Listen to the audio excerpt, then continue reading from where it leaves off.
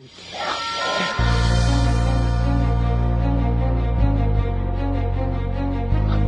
out, man. You can't handle the truth. You can't handle the truth. What do all men power want? More power. And now, broadcasting live on GMN from an undisclosed location in the Arizona desert. Italian by birth, American by choice. Songwriter, poet, freedom activist, Lucas Zana with Love, Guns, and Freedom. All systems go. Don't tread on us. We're not.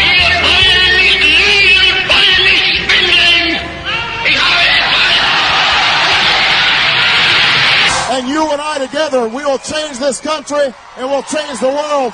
And here we go. You're listening to Love, Guns, and Freedom with Lucas Zana on KTOX 1340 AM and on Guerrilla Media Network. I hope this show is going to be also broadcast on KTOX. By the way, this is a recorded show right now, guys. Don't get excited.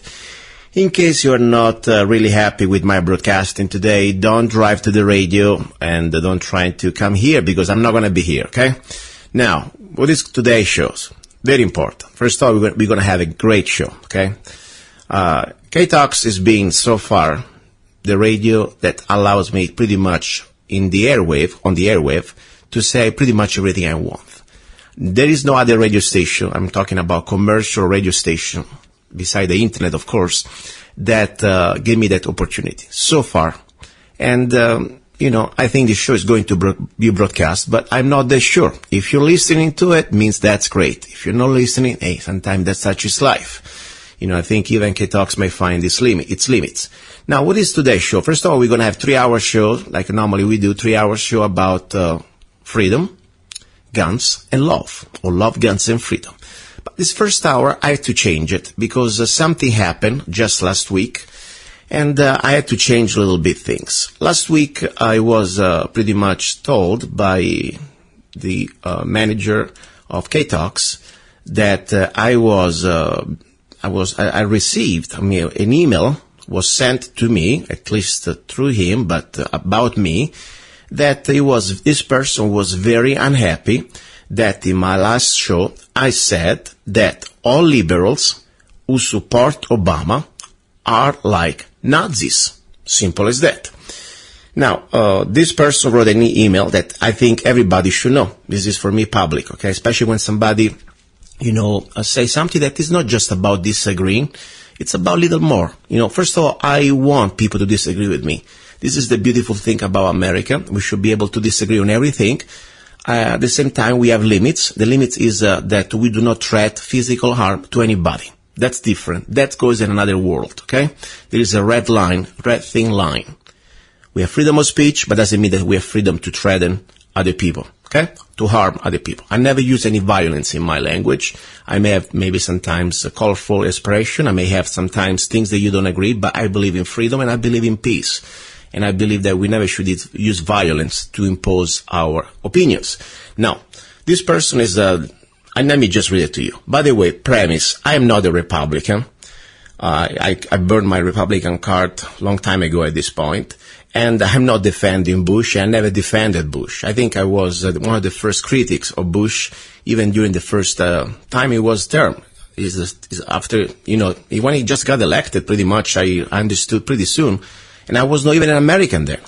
Now, as you know, I'm an American, but as a naturalized American. So I wasn't born here, but I became an American in 2005. Now, so this is my criticism about the statement that I have, first of all, that all the liberals who support Obama are Nazi. It is not just something I say out there because I am on the other side. No, I never use these words, especially words like that, Nazi, in a very, lightly way.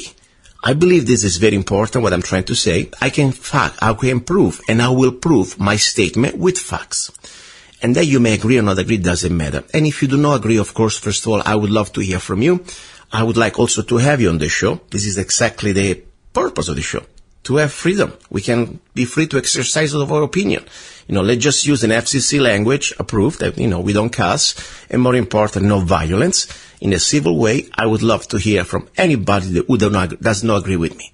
Now, if you want to contact me, just to let you know, you can go to my website, www.lovegunsfreedom.com. Also, you can find there my email, and you can also send me an email, okay? Now, and I will invite you on the show. Now, let's be polite and civil, and I will prove my case. Now, first of all, last week, Mr. Dave Ace sent me this email that this person that is a listener of the radio that is very mad at me. Let me just read the letter, okay? I need to do some bleeping because there are a lot of cussing. Okay, this letter starts like that, this email. Kinda sort pissed, I think I can say that, this afternoon. Around 12:30, I had to go out and KTOX was on, and it usually, as it usually, and I heard Zanna say, liberals are all Nazis. But I want just to be sure to specify, all liberals who support Obama are Nazi. Now, let me keep going. Let me read. Well, my first impulse was to rip the JADE radio out of the dash and throw it out the window. That was followed by a strong desire to drive to Needles and show that AS, you can see what means AH, just exactly what this precious Second Amendment right can lead, ? Wow, that's kind of interesting. And then I thought about calling him on the air. I decided against that because being in a more than my usual foul mood, even for me, there is most likely not a single word that would have come out of mouth that could go out on the airwaves. Perhaps you can point out to that F-A-B, lot of words, moron, that I, as an actual natural-born American citizen, this is this guy talking, to me that, of course, I'm just a regular naturalized American. By the way, this liberal is kind of bigot, in my opinion, because, I don't see at this point any difference. I'm an American, too. I understand I have an accent. I wasn't born here, but you're making a point, I guess. Yeah, I'm less an American than you are because you're natural-born. That's fine. And this gentleman continues, as an actual natural-born American citizen, a hardcore liberal. I don't think you're liberal, by the way. The word liberal has a different definition, but that's okay. We'll talk about that. And gun-carrying Jew. What has to do now your race? I mean, seriously. Why we have to bring it about race? Found his F remark to be disgusting as hell. You may pass along the one thing you never want to do is PS, that means irritate, an heavily armed Jew. Really? And what happens if I irritate an heavily armed Jew? What has to do, first of all? Are you really a Nazi, I guess? Because let me tell you something, even Jew, by the way, they were Nazi collaborators. They were called Capo. And, by the way, this is nothing new. Look, we have situations like people like George Soros. Yeah, he's a Jew, but he's proud. He's pretty much spelled it out that he was collaborating with Nazis. So, more important, my dear listener, or people that you are mad at me, you're proving my case. If you really are what you call yourself now a liberal, supporting Obama, and you write such type of emails, I'm sorry, you are a Nazi. And let me tell you the difference between me and you. I understand I wasn't born here. Probably I am less than you. I'm a naturalized American. But I believe in freedom. I believe in freedom of speech. I believe in respect. And I never believe, like you do, that I have the right to intimidate others just because I'm saying things that we disagree. And I want to show you how much, of an open person I am, that I consider myself a real liberal. A liberal in the sense of Thomas Jefferson, a person who believes in freedom, in respecting each other, in compassion, okay? No, you don't seem to be somebody who respects others' opinion. Even if I say something that it may really irritate you very much, I understand. And by the way, I will prove it right now that what I'm saying, unfortunately, it is true. I wish it wasn't true. I wish Obama was a real change that after Bush we needed, but this is not the case. You have no right to try to pretty much put out this sort of intimidation, in my opinion, that they're borderline almost, I could call the sheriff on you. But, I think probably you're just a guy that needs some help. Now, let me tell you this. First of all, I would like to make my case here. we need to, first of all, start to individualize the word, what means exactly liberal and what means Nazi, okay? Let's start with the first thing. Liberal means somebody who is about liberty, is compassion, he believes in respecting others, okay? And by the way, the bottom line is somebody that's supposed to be for liberty. That's the idea. Now we have a complete new hijacking of the term liberals. People will believe pretty much that the state is God. That's what it's about. Now, talking about Nazi, okay? Nazi, it is a short version of National Socialism, okay? Now, this is very important because what we're talking here, unfortunately, there are many similarities between Obama and Hitler.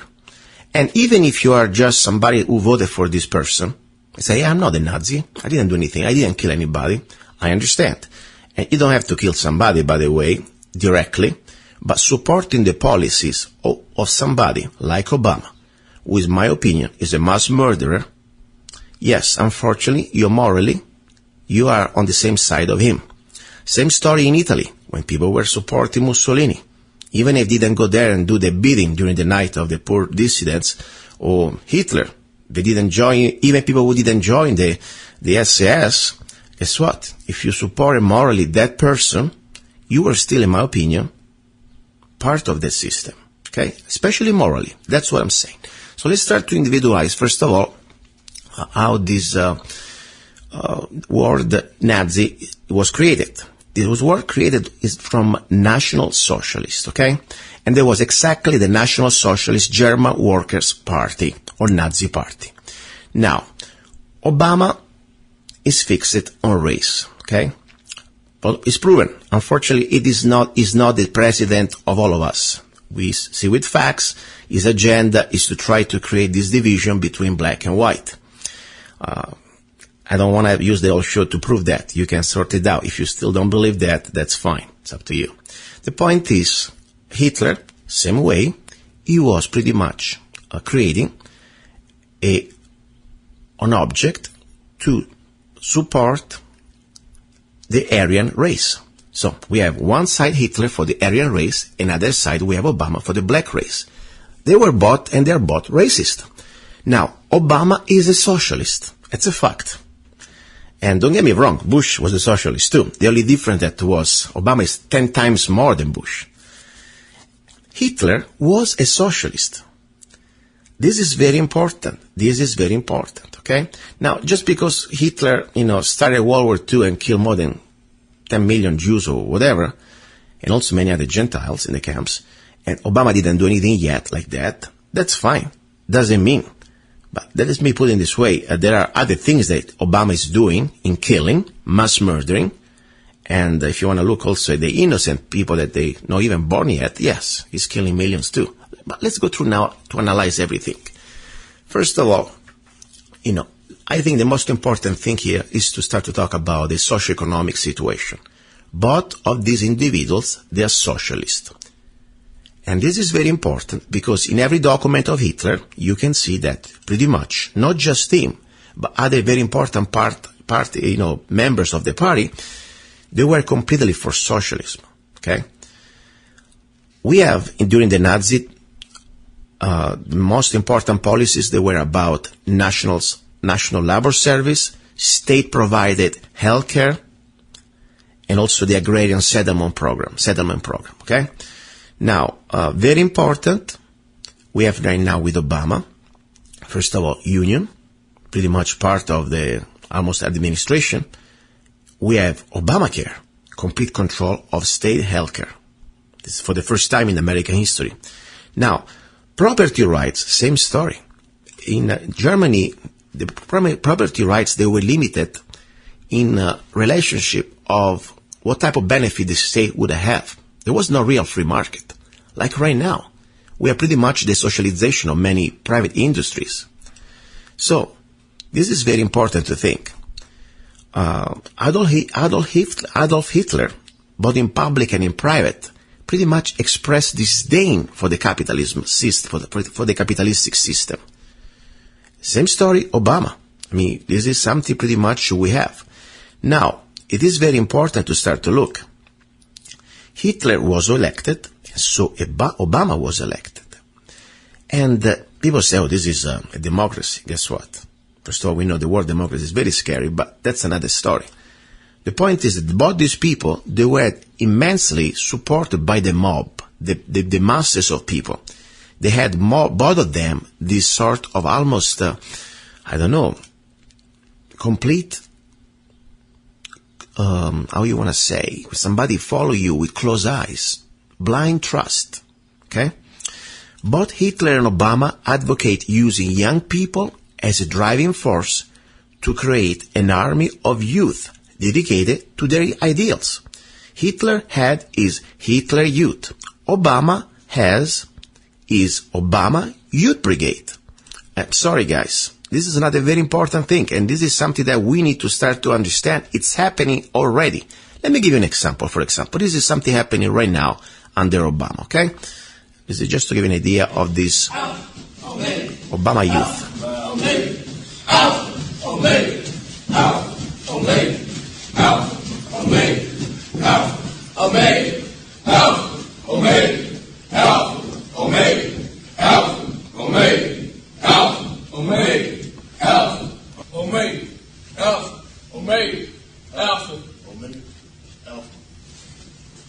Because of Obama, I'm inspired to be the next doctor.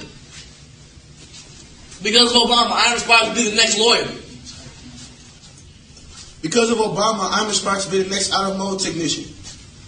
Because of Obama, I'm inspired to be the next chef. Because of Obama, I'm inspired to be the next architect.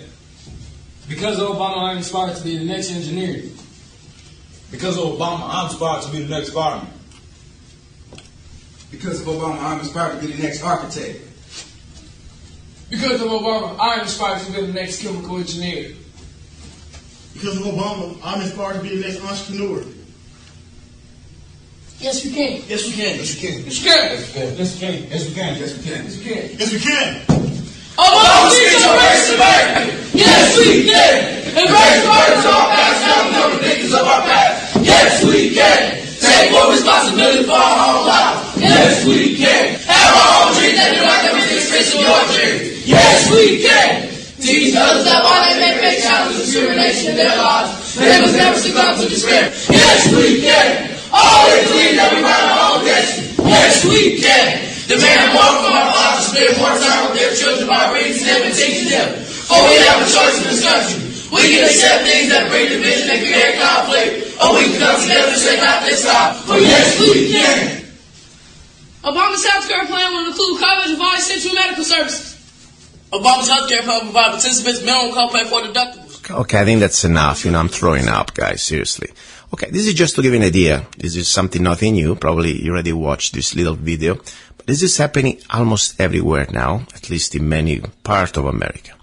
Now, if this doesn't freak you out a little bit, okay, this is not just a bunch of kids, having fun. This is something created in the school system, where pretty much now we have what's supposed to be just a president becomes almost like a god.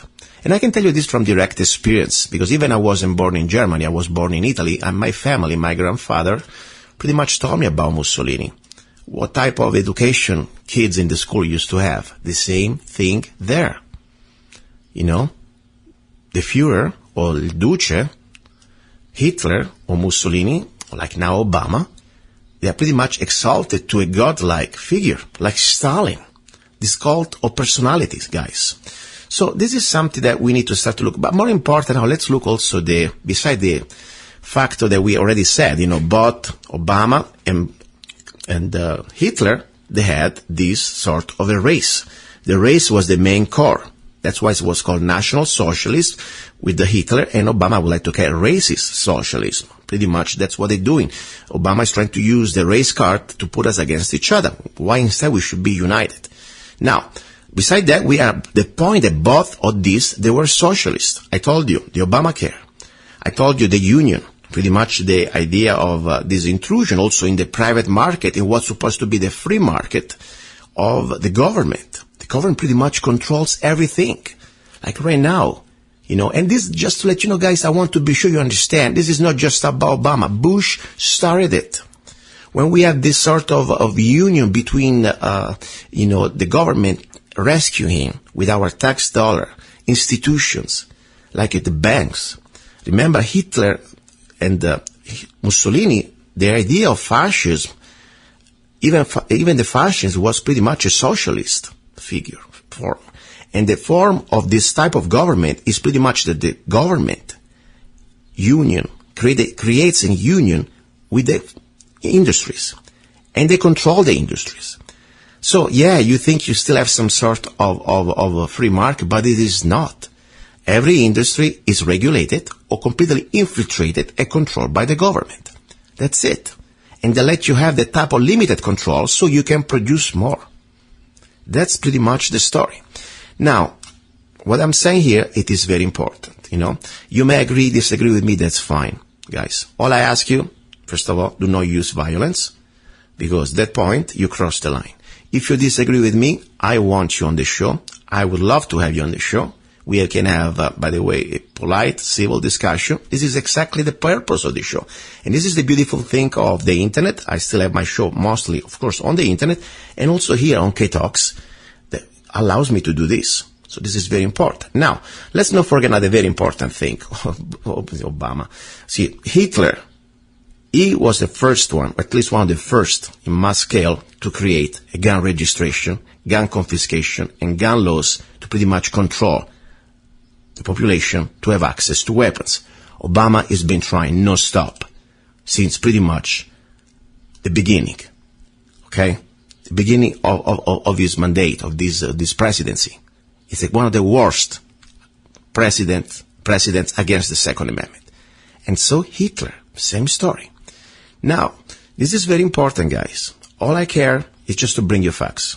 And I'm not even going to make people happy because I said before, it's hard to please everybody. I'm not going to please anybody. I just tell you the facts. Look at history. Obama is pretty much following the steps of Hitler. Now, the only thing we have, now the important thing to forget, don't forget, the National Defense Authorization Act. This complete unlimited power of the government to declare any one of us an enemy, a terrorist, just because of suspicion. No due process. I don't care which party you are. If you're a fellow Democrat, if you're a fellow Republican, I don't care. Let's look at facts. No matter what party you are, anybody who supports such behavior to have the government acting as God, pretty much saying that just because they think that you are a terrorist, you can disappear and be detained indefinitely with no due process. That's for me the most, I don't even think Hitler did that. So that's all I'm saying, guys. Meanwhile, at the same time, I would like to remind you that this show, this is not like NPR, but it's, it doesn't steal your tax dollar, but it's a free market enterprise, okay? And I'm here because, of course, your help, and you are my main sponsor. If you want to help the show, go to lovegunsfreedom.com, and you can download, there is a music section, you can download any of my songs for just 99 cents, and doing that, it will support the show. Also, don't go away because we're going to have right now another great guest, and it's going to be second hour, it's part of this first hour, Lisa Heaven. We will talk about this military training in the next few months. Pretty much going to be special operation in 7 states, declaring some of these states like enemies. That's another thing that is happening under Obama. Complete destruction of posse comitados. Don't go away. You're listening to Love, Guns, and Freedom right now. What I want to talk about is what we can do proactively to completely try to fight back this tyranny. First thing, I always say, do not be afraid. And I like when I see people like Lisa Heaven, that she's an incredible lady. She's a journalist. She's a Christian also.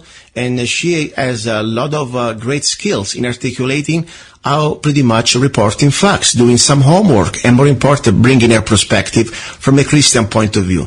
As I said, this show is not about religion, but I really want to bring this Christian point of view because I really believe, regardless if you are religious or not, if you're Christian or not, there are scientific evidence that we have something happening in this world. They are pretty much part of the scriptures. Look at this in a scientific way, regardless. Lisa, are you there?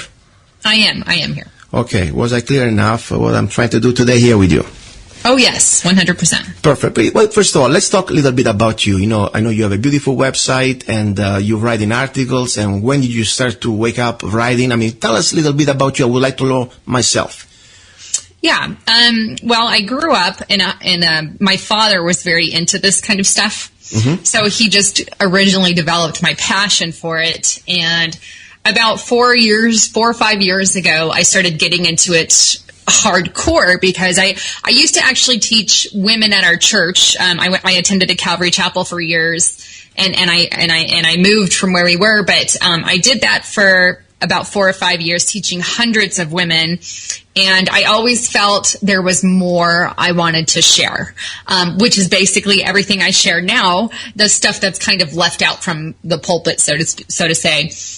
And the Lord has just moved me from beyond doing that to where my heart and passion truly lies. And that's getting the truth out no matter what it is. Telling people about what's really going on in our culture and in our day and age. And that's just, it's just been on my heart since then. Very good. And just not because matters now, we're everywhere with this internet till we have it. Where are you from? Which part of the States? Arizona. Perfect. So you're like me. We're in Arizona. I'm really glad. I believe now, for me at least, Arizona is my new America. Sorry, I don't want to sound too much separatist, but I really believe that the little freedom I've left in this state, I could not have them anywhere else. And we have to fight back. I mean, this is not black and white, but at least I feel home here. And I'm glad you're with us. Now, you write for several internet websites. That, by the way, when I say people, the alternative media, this alternative media now for me, it is the mainstream media because you got more readers. For example, before it's news, you wrote a beautiful article about this U.S. Army Special Operations Command, JADE HELM 15.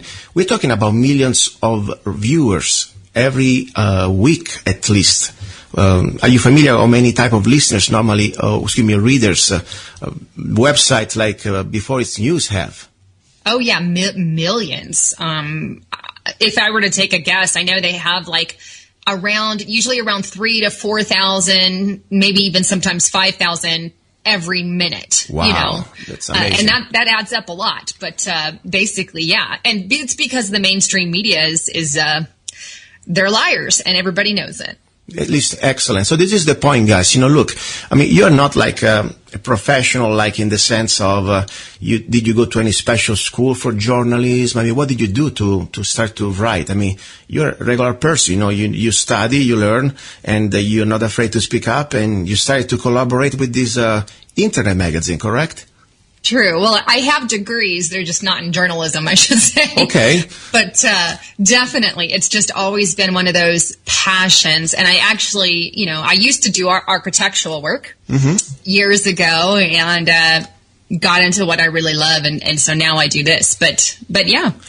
Perfect. And this is exactly my point. Before we go into the story, that is very important, of course. The story itself, it's, for me, Mrs. Lisa Heaven, that, look, a regular person, she doesn't have any type of special, magic powers to start to write. She didn't go even to school or Harvard. She just had passion for truth and to stand for our freedoms and our beliefs. She started to write, and she's reaching millions of people. That's the bottom line, guys. Instead of watching TV or watching porn or do other stuff, do that after.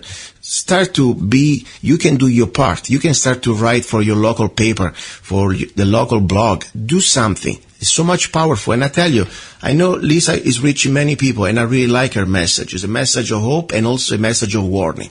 Talking about warning, please, last week I tried to articulate with my grammar and my accent and my sometimes a little bit, I'm mad. I get a little mad when I see things like that because I'm really worried about this country, what's happening, about this JADE HELM 15. Can you give us any update about what's going on with this military training? Yeah, in my personal opinion, this is huge. It's basically, and just in a nutshell for those who aren't aware, it's an 8-week joint military interagency unconventional warfare exercise. And it's being conducted, we know, here in Arizona, in Texas, New Mexico, California, Nevada, Utah, Colorado. And just recently, I believe I sent you the link to that a little bit ago, Luca. And that talks about, that's actually a report from Brazos County, Texas, and they're talking about even adding places like Florida and Mississippi in some of these exercises. So there's talk of it could be in other places as well. And we don't have the full thing here, but we do have what we have been given. But definitely, anytime that we have military, conducting, and I'm quoting, realistic military training, to me, that screams 100% martial law readiness. This is what it is. Yes, I was reading, I was listening to the link you sent me, and this is very important. And by the way, another important thing for me that people say that this is still some sort of a funny document. I mean, this is pretty easy to verify. There are phone numbers and emails with .mil, military. Did you ever try to contact them, any of these public relation people that they are in charge of these media relations with this military training, JADE HELM 15? Well, yes, the one Thomas Meade, that link I sent you, he's a Green Beret. Wow. And he is that's what that link is it's basically a meeting that was held in Brazos County, and that's him talking. He's one of the people on here that is conducting the Special Operations Command. And of course he waters it down in the video, but his name is on the document, and here he is giving a speech in Brazos County. Wow. So yes, this is not a fake document. It's 100% real, and anyone who's calling it fake, all honestly, hasn't done the correct research. Yes. This document is legit. And why this is so important for me, at least for everybody, should be important. This is not the typical training that they do in some military bases to simulate some overseas operation, okay? This is technically, specifically, and practically in their documents. They call some of the states of this union, like Texas, an enemy. I mean, that is disturbing. I mean, this is already they're planning to something that is pretty much almost scary just to put it in writing, and doing it, it's almost ridiculous. I mean, don't you think this is the most, something never really, maybe ever happened so in plain view? I mean, they're making it official now. Yeah, I mean, they're painting certain, it was Utah, Texas, and a little piece that they're calling an insurgent pocket in California. Basically, they're saying, in this drill, we're calling these particular areas targets. We're calling them hostile. And in my opinion, they're picking those particular states, number one, because they believe them to be the most hostile in the event, because they always practice for the real case scenario, if that makes sense. Mm-hmm. And so in their mind, the real case scenario would be that's where your conflict would come in. And Texas is a pretty strong state. I actually grew up and was raised in Texas, and some of the counties that they have listed as exercise locations on the 5th page of the document, one of them is a little town that I grew up in. So I have lots of inside information when the drill actually takes place. And some of the drill, according to that file I sent you, he's saying some of them will take place like at 11 o'clock to 4 in the morning, like plumb in the middle of the night. But it's so much more than what they're saying, because everything that's on here screams preparation, again, like I said earlier, for that martial law kind of readiness. Yeah. And the other thing I want to just add real quick is that they're doing this in and around people on purpose. They make it very clear in the document that the reason that they're doing this is because they want to get in good with the community, and that's a quote. Mm-hmm. And that's kind of like, well, let's get them used to the idea, in other words, of military personnel being around, if that makes sense. And people, I always say when I talk to friends that, I try to really, my heart breaks when I hear that they still believe we live in the land of the freedom of the brave. Guys, I wish it was true. I really do. Especially coming from somebody like me that I had to wait 7 years before I became an American. I had to leave my former country because I believe in this country. I believe at least what you used to be this country. This is not anymore the land of the free. We are now exactly under a new type of America. It ends with K. And if you think I'm exaggerating, look at this evidence right now. But more important, let's not forget, we didn't get to this point by accident. We had the Patriot Act. We already have a National Defense Authorization Act that pretty much states, and I'm never going to be enough tired to repeat it every day I can, that we're living now in a country where there is no even anymore rule of law, and government has absolute power to detain you indefinitely and kill you and torture you, even if you're in America on U.S. soil. What's happening now? This is just the next step, like a chess game.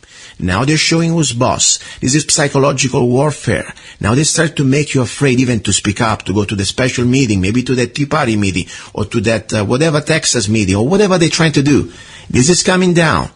History is repeating itself.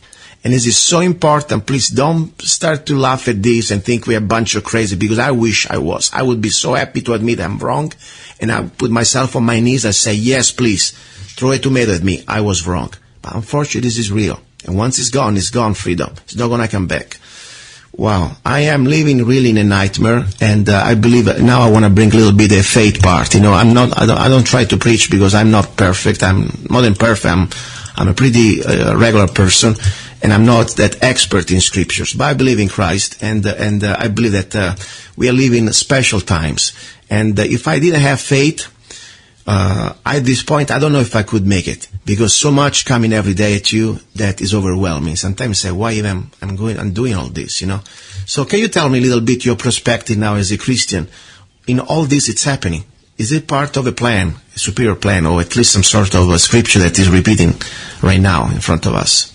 I believe so, 100%, because, you know, we know according to the scriptures, there's a scripture in Luke, I'm blanking exactly where in Luke, but it says that they will drag you into synagogues and prisons for my name's sake, and basically referencing the last days. Mm-hmm. And I think that's obviously referencing, you know, Christians and people who know and love the Lord. And when we see special operations command on ground, boots on the ground, in our small towns, in our big towns, in our cities. And this is kind of what JADE HELM is doing. It is getting people used to the idea of boots on the ground, domestically speaking. And when we see this, we already know the internment and resettlement document is a document that basically takes dislocated citizens, refugees, stateless persons, and puts them in a FEMA camp. That's what it is. And these are camps, according to that document, that is double bobbed wire all the way around. It has like 38 different guard towers, and there's 3 different versions of these that they have. But if we put that one in conjunction with the JADE HELM, in conjunction with the civilian labor camp document, another document which I've read that basically talks about kind of like what they do in China, where we're going to work for free labor. Wow. Then we have a real case here, not to mention, I don't know if you heard Hillary Clinton's latest announcement of fund camps, and we should have fund camps for a fund deficit. Yes. This is insanity. I mean, if we take we can't just say, oh, it's just one document, you're blowing it out of proportion. It's not being blown out of proportion.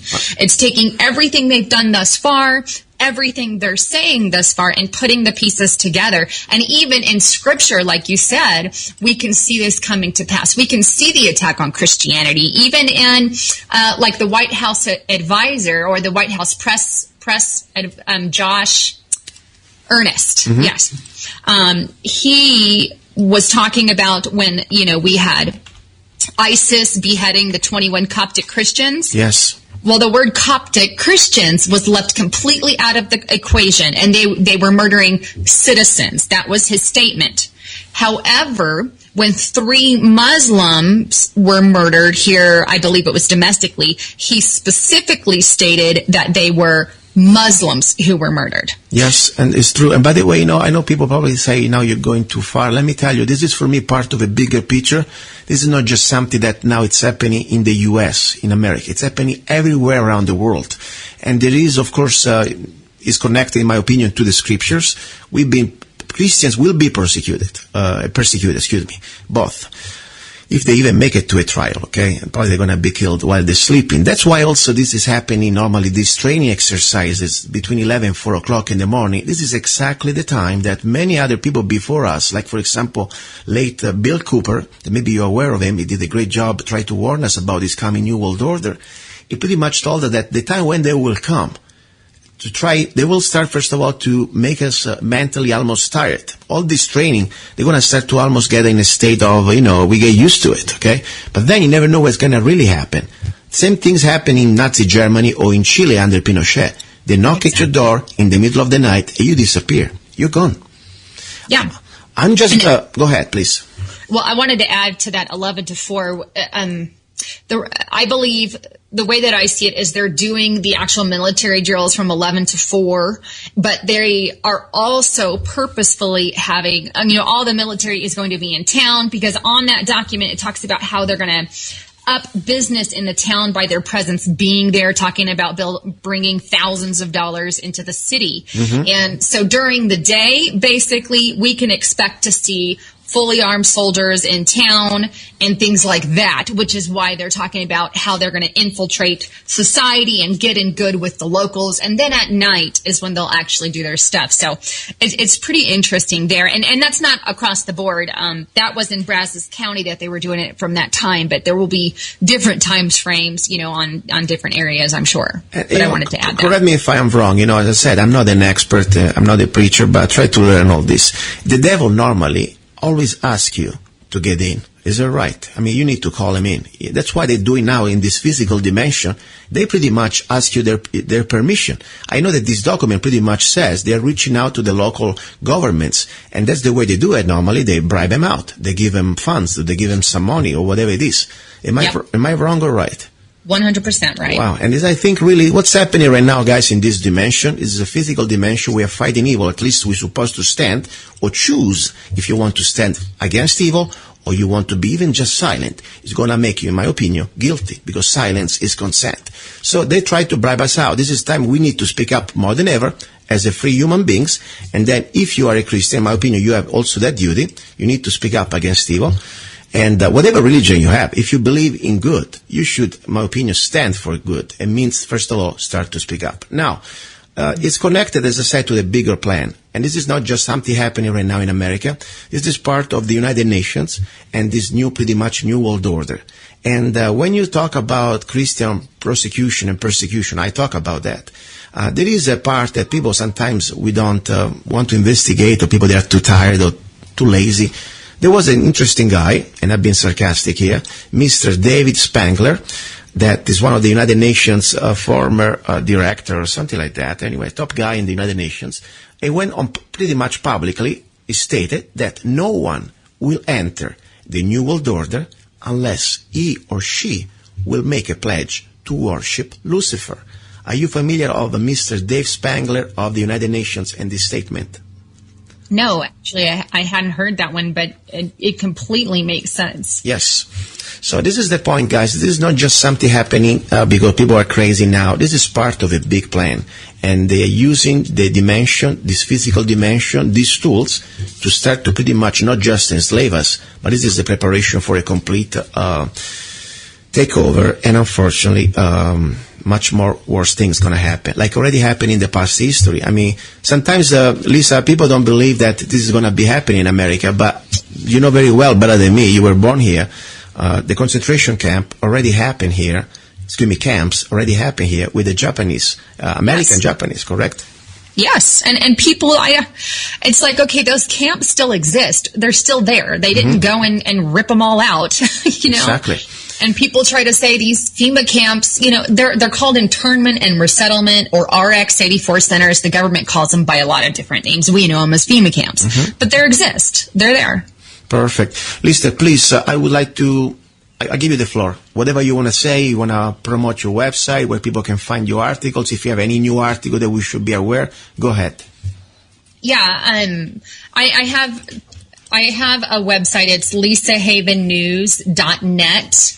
Or they can also see me on vineoflifenews.com, or obviously, as well as Before It's News, I'm on all of those. But, so yes, they can check me out at any one of those areas. Any latest news beside this very interesting, this vital information about this military takeover pretty much of these states, southern states? Any other thing going on that we should be aware of? I'm sure there's a lot, but definitely that you want to listen to that clip I sent you.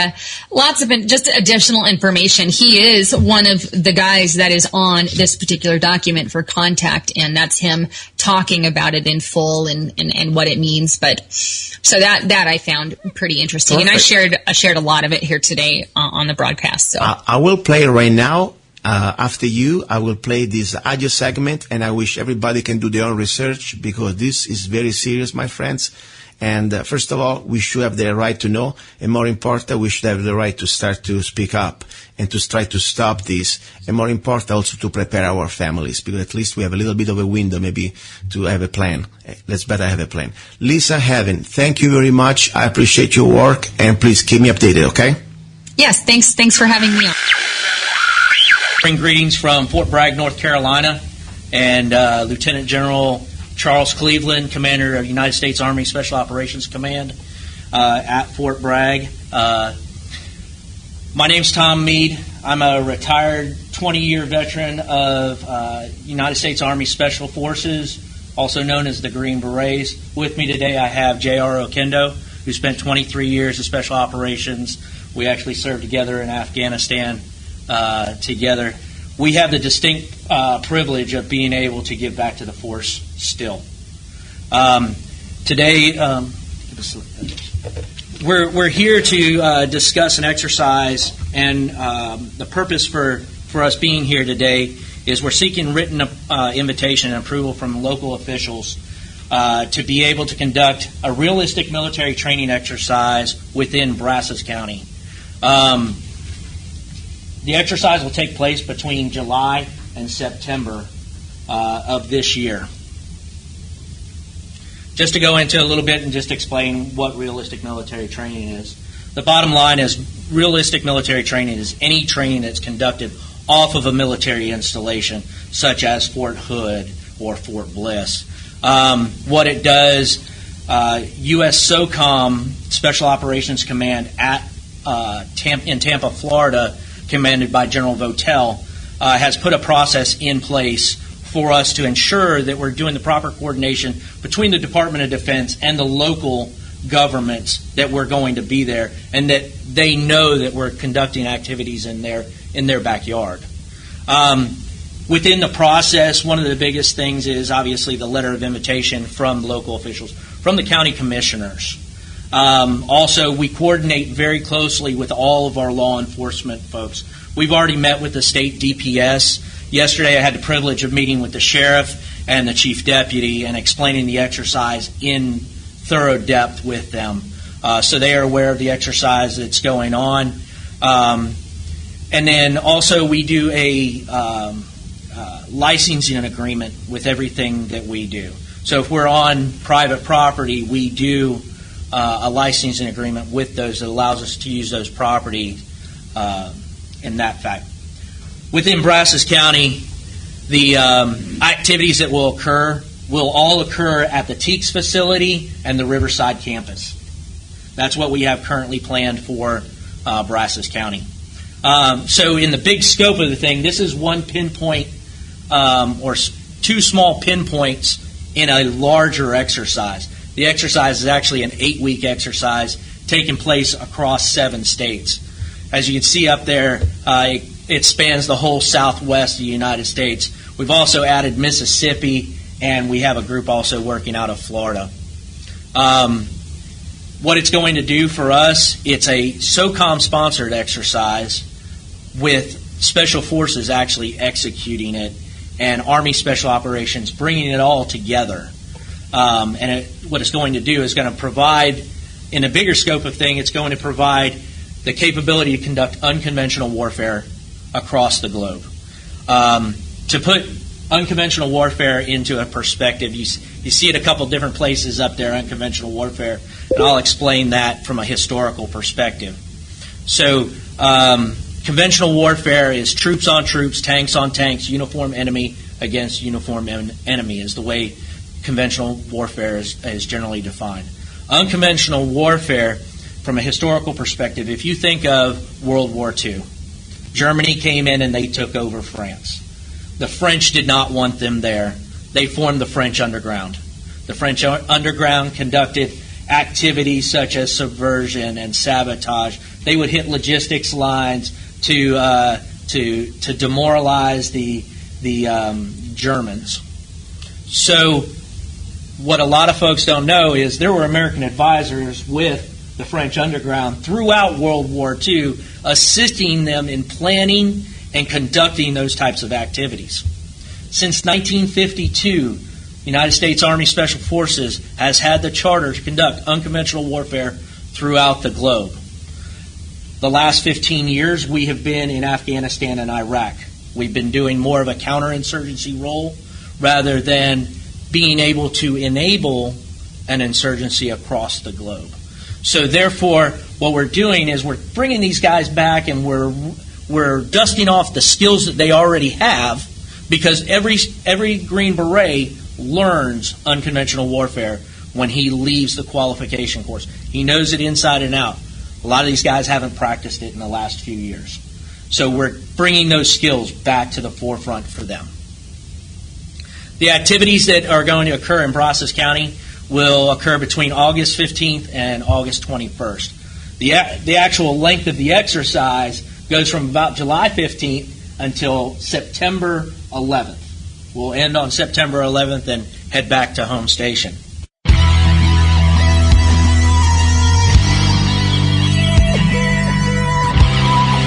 You're listening to Law, Guns, and Freedom with Gianluca Zanna on Guerrilla Media Network.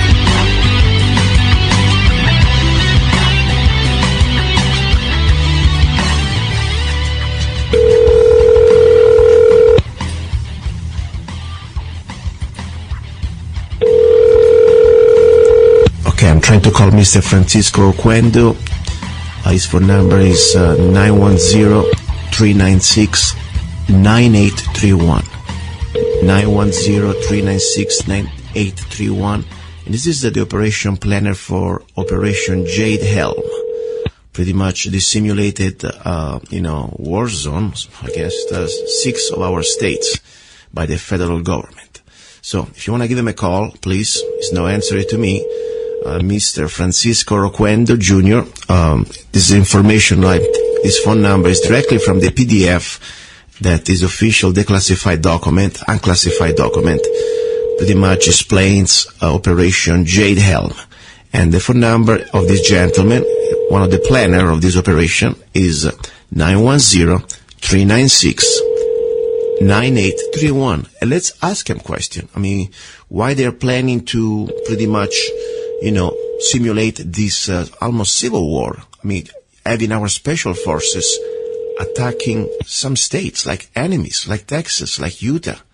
This is serious. Anyway, I'll be calling some other numbers right now. Don't go away. 1 second only, okay? Now, what I'm going to do, I'm going to call somebody else. We have also now Mr. Richard Kimmick, okay? And is a JADE HELM project lead, USA SOC, Special Operation, I guess, G35 plants. This guy, it's Richard Kimmick. By the way, also has an email. But let's first start with the phone number, 910, okay, let me write it down because I'm calling him right now, 396-0547. So I'm calling him right now. Hopefully he's there. Remember, these people are working for us. It's our tax dollar, okay? Let's see, Mr. Richard. Call is being answered by Audix. Great. Rick Kimmick is busy. To leave a message, wait for the tone. Record at the tone. Hello, hi, Mr. Richard Kimmick. My name is Luca Zanna. I'm the radio host and producer of the radio show Love, Guns, and Freedom. I would love to talk to you about the project JADE HELM operations. Our listeners would like to know more about it, and if you can please give me a call, I will call you back, and I will send you an email with my phone number, so maybe you can return my call. Meanwhile, I appreciate your time, and we would love to know more about how the government, the federal government, is spending our tax dollar with this JADE HELM project operation. Thank you very much, sir, and please check my email. This is from Luca Zanna, Love, Guns, and Freedom radio show.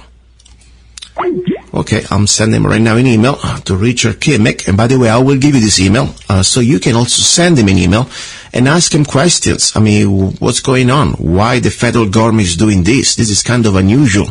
We are not even training our guys. Hopefully they are our guys. They are not foreign troops, but that's another story. Just to go overseas and try to simulate operations or combat operation overseas scenarios. This is about very specific. We have 6 states. They've been designated like pretty much enemies against the federal government, and they are working pretty much in combination, in union with the local governments.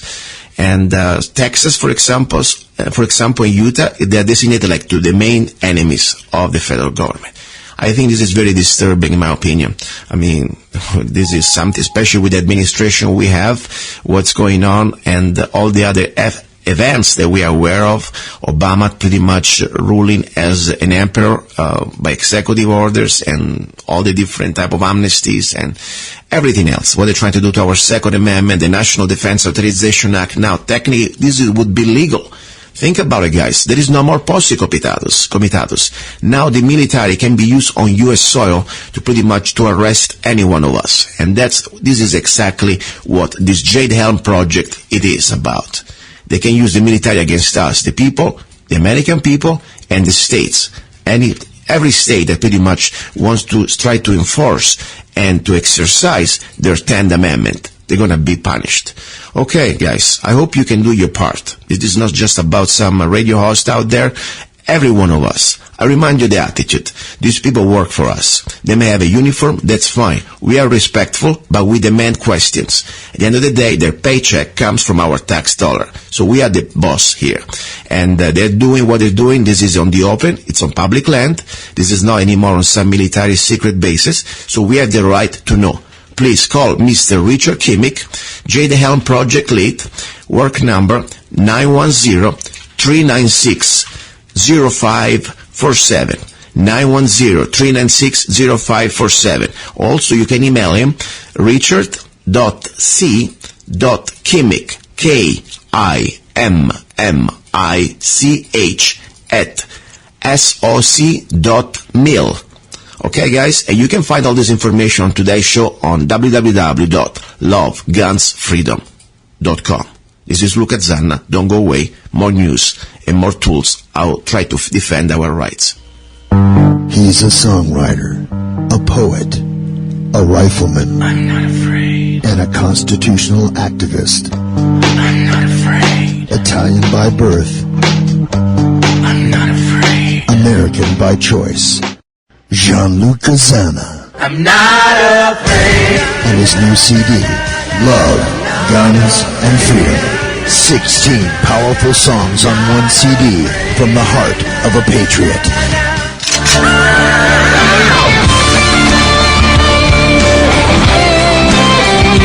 For download or to order the CD, go to www.lovegunsfreedom.com.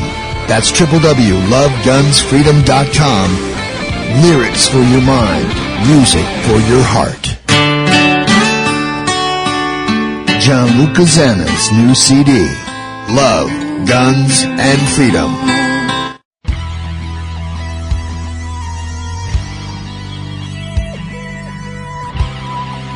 You're listening to Love, Guns, and Freedom with Gianluca Zanna on Guerrilla Media Network. Here we go, hour number 2. You're listening to Love, Guns, and Freedom on KTOX 1340 AM and on Guerrilla Media Network. As you know, my dear friends, listeners, one of the missions why I decided to stay on the air, because at the beginning I really didn't want to do it, okay? I wasn't exactly, it's not even my passion. I have so many things to do. I look at this like an opportunity to reach out my fellow Americans. And the job we have yet to do, we need to retake this republic back. We understand our rights and our freedom is under attack. And I believe one thing that is unique to this country, and I've been around the world before I came here, so I can tell you really for sure, it is the Second Amendment. No other country has a right, God-given right like this one. Then if you want to exercise it or not, that's your situation. That's not my problem. But if you're a law-abiding person who understands the principles of this republic and our rights and the Second Amendment, I believe this is a great opportunity in this country to still train, exercise, of course, try to follow your state rules, and if you want, move to Arizona where we have for sure the best laws, okay, when it comes down to the Second Amendment. Now, as I said before, I bring it to the second hour experts, people that they do for a living, they train other people, okay? I'm not an expert, I'm just a professional learner. I'm a professional student. Yeah, of course, probably I know more than the average, but still. Instead, I bring you here people that's all they do for a living. They train, I train, and you have options with me, because what I'm doing here, I'm not even bringing you sponsors. This is not something like I brought you in the past almost every schools, okay? I got your front side, I got your gun side, I got your local schools. My only goal is to bring you people that you can select, you can decide, you can make your own researches, and, like when you go shopping around for a car, hey, this is the price, this is the value. Maybe this is the right thing for me. Today I have the honor to have with me one of the, let's see if I got the right word in English, pilaster, foundation, one of the fundamental characters, one of the founding characters, I would like to say founding, yes, that's the right word, founding characters in the modern gun self-defense, art and science. That's what it is. Chuck Taylor, Mr. Chuck Taylor. Chuck, are you there? I am indeed. I was pretty clear about what I'm trying to do today here. Absolutely. Very good. So many of you guys, probably you are already into this experience of learning the art of self-defense with weapons, small weapons. Maybe I'm sure you already know about Mr. Chuck Taylor. But I need to have here the opportunity, I would like to give you the opportunity to you, listeners, to know more about Chuck Taylor. Chuck, you are the best person to tell us about you. Tell us a little bit, first of all, who is Chuck Taylor? Well, I was born in Texas. I was the son of an Army cavalry officer who served in World War II in Korea and Vietnam. I had the usual education, the 12 grades, and then 2 years of college, which I didn't get to finish until after I left the military in 1970. Wow. Whereupon I finished, and I worked as not only a trainer, but as an operator in the field, as a contractor for a number of United States government agencies, as well as private personnel. And in that capacity, I had pretty well been around the world many, many times, as you have myself. Mm-hmm. You for different reasons. I was around for pleasure. You were around for duty, okay?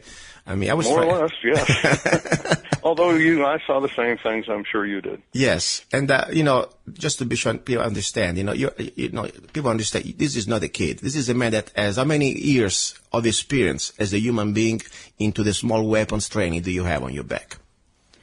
Oh my goodness, over 40 years now. Yeah, so this is very important because, I look at this like a treasure. Every one of us, we have a limited time in this life and we start to gain experience. Some of us try at least. And then that's our time. We have 40 years of experience in the gun industry that I don't even want to call it industry. It's a science and it's an art.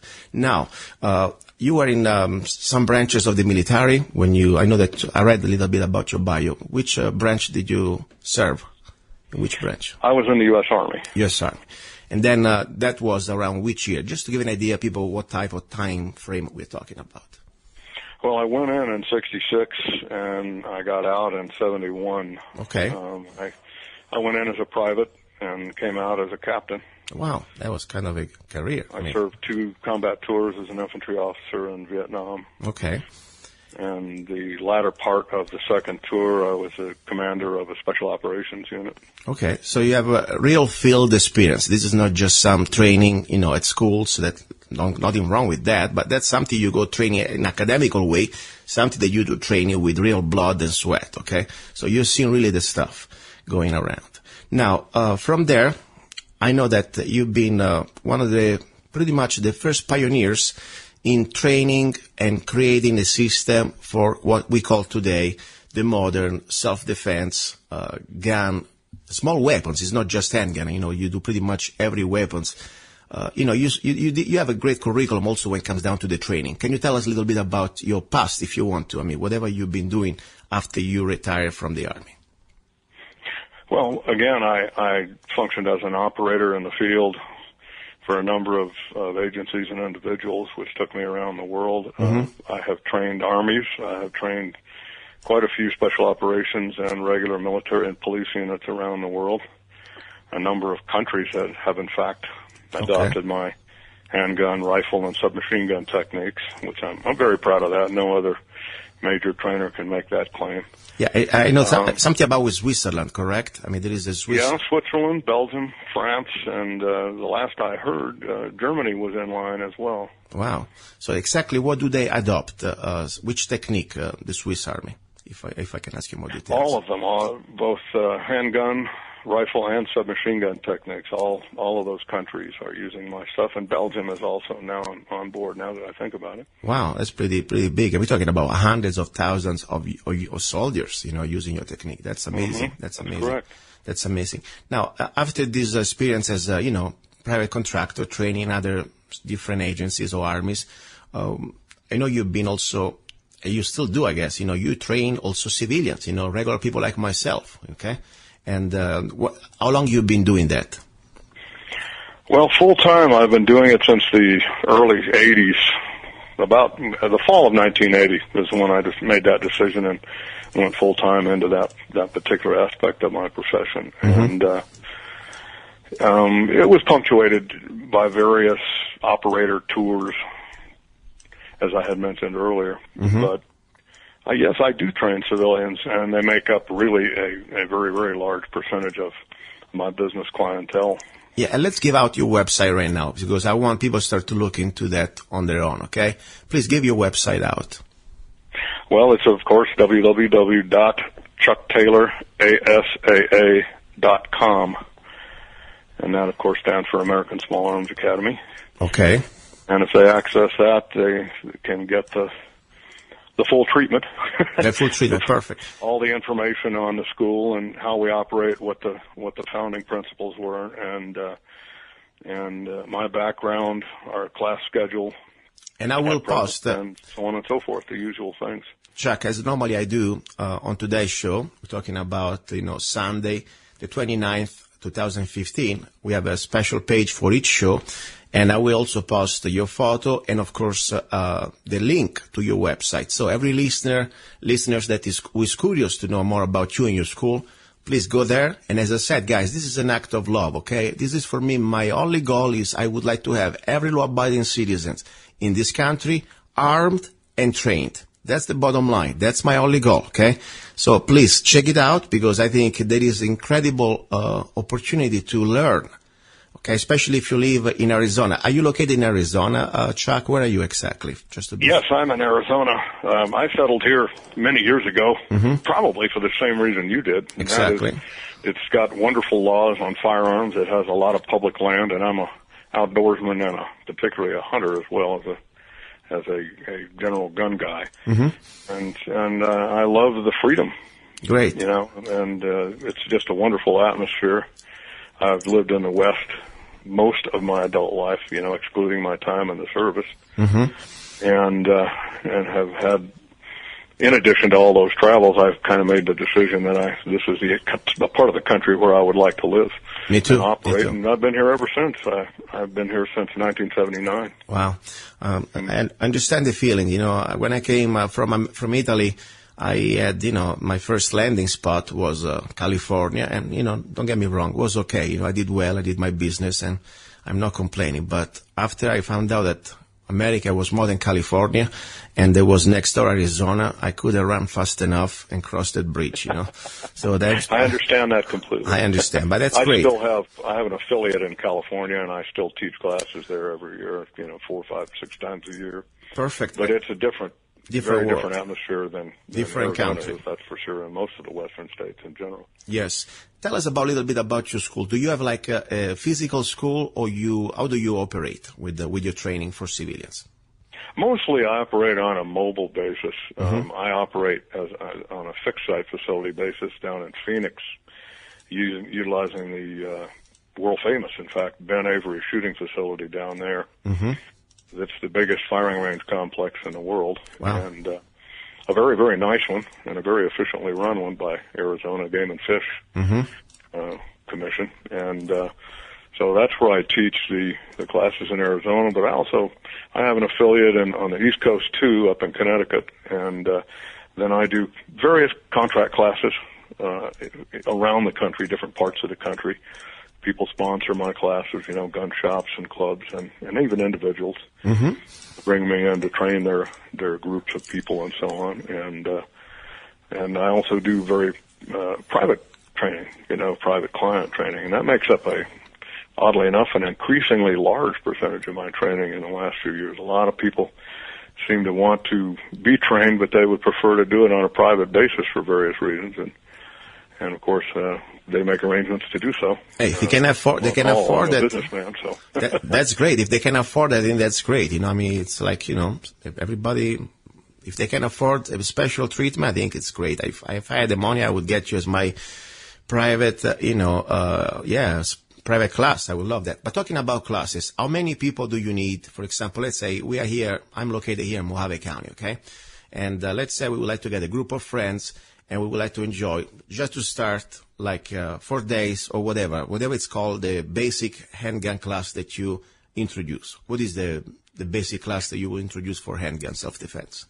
Well, I have two different formats in terms of length. Right now, by far the most popular ones are the 2-day weekend courses, because people can easily get to where they can attend them without taking special time off from work or traveling any major distances and so on.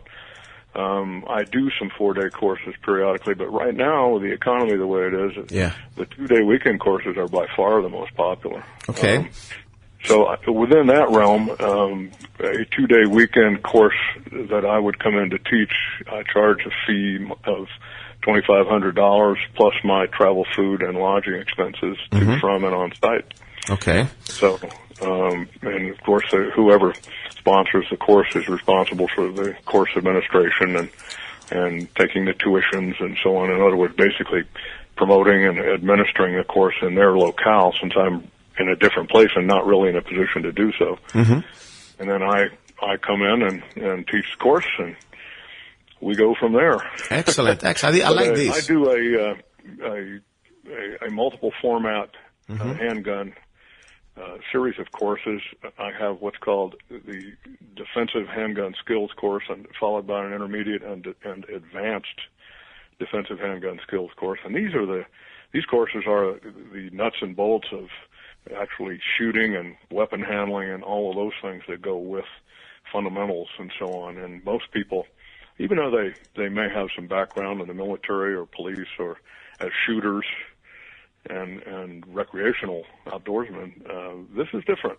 Tactical shooting is a completely different form of shooting from competition shooting or recreational shooting or even hunting. You know, it's a hybrid type of shooting. And it, as you pointed out earlier, it's an art and a science, and in this case, it's its own art and science, separate from any other discipline of shooting. Yes. So that I teach that format, and then I have a parallel course, which are called the tactical handgun courses. I have a tactical, then advanced tactical, and then advanced tactical levels 2, 3, and then a special tactical, which is sort of the top end. These are the applications of all of the skills and weapon handling that they learn in the standard courses.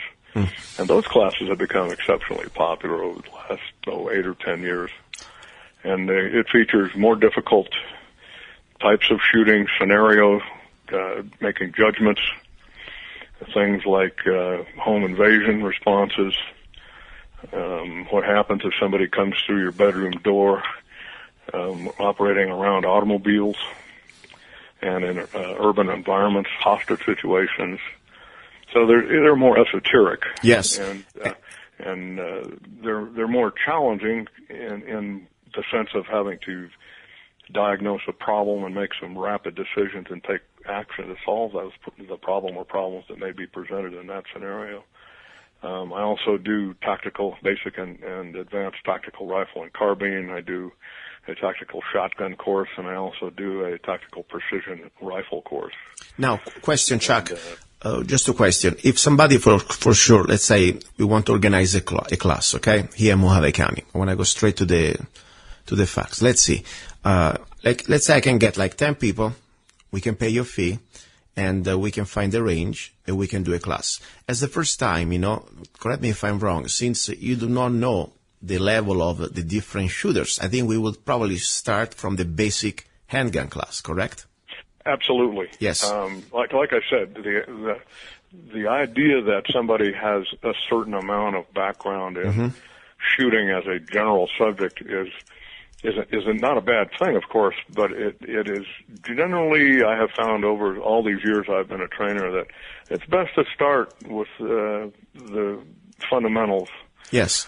These people find, number one, they're shocked because the first morning of that particular class, the basic defensive handgun skills course, is spent in the classroom. There are so many things that are involved that people do not realize, even if they have a CCW, and that affect them very much. And they need to know those things. That classroom session deals with deadly force in the law. It deals with weapon and equipment selection. It deals with tactical, criminal, and civil liability issues. Of course, civil liability is a huge problem in our society today.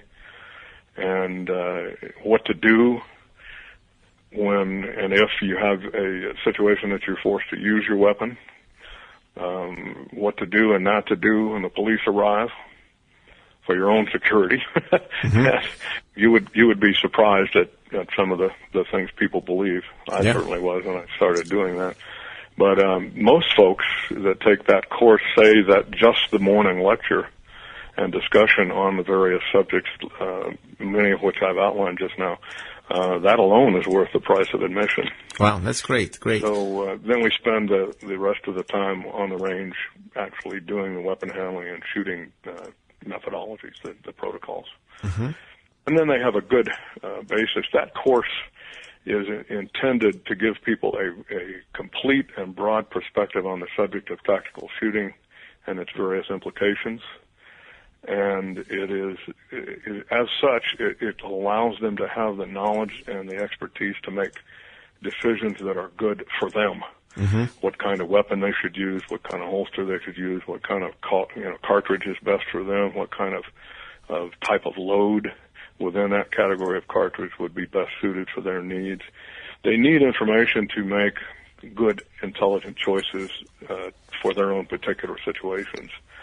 I've always thought that some of the, you're going to laugh at this, but some of the worst sources for information on this subject are either gun magazines or gun shops. Yeah, that's true. Because they're so generalized. Yeah.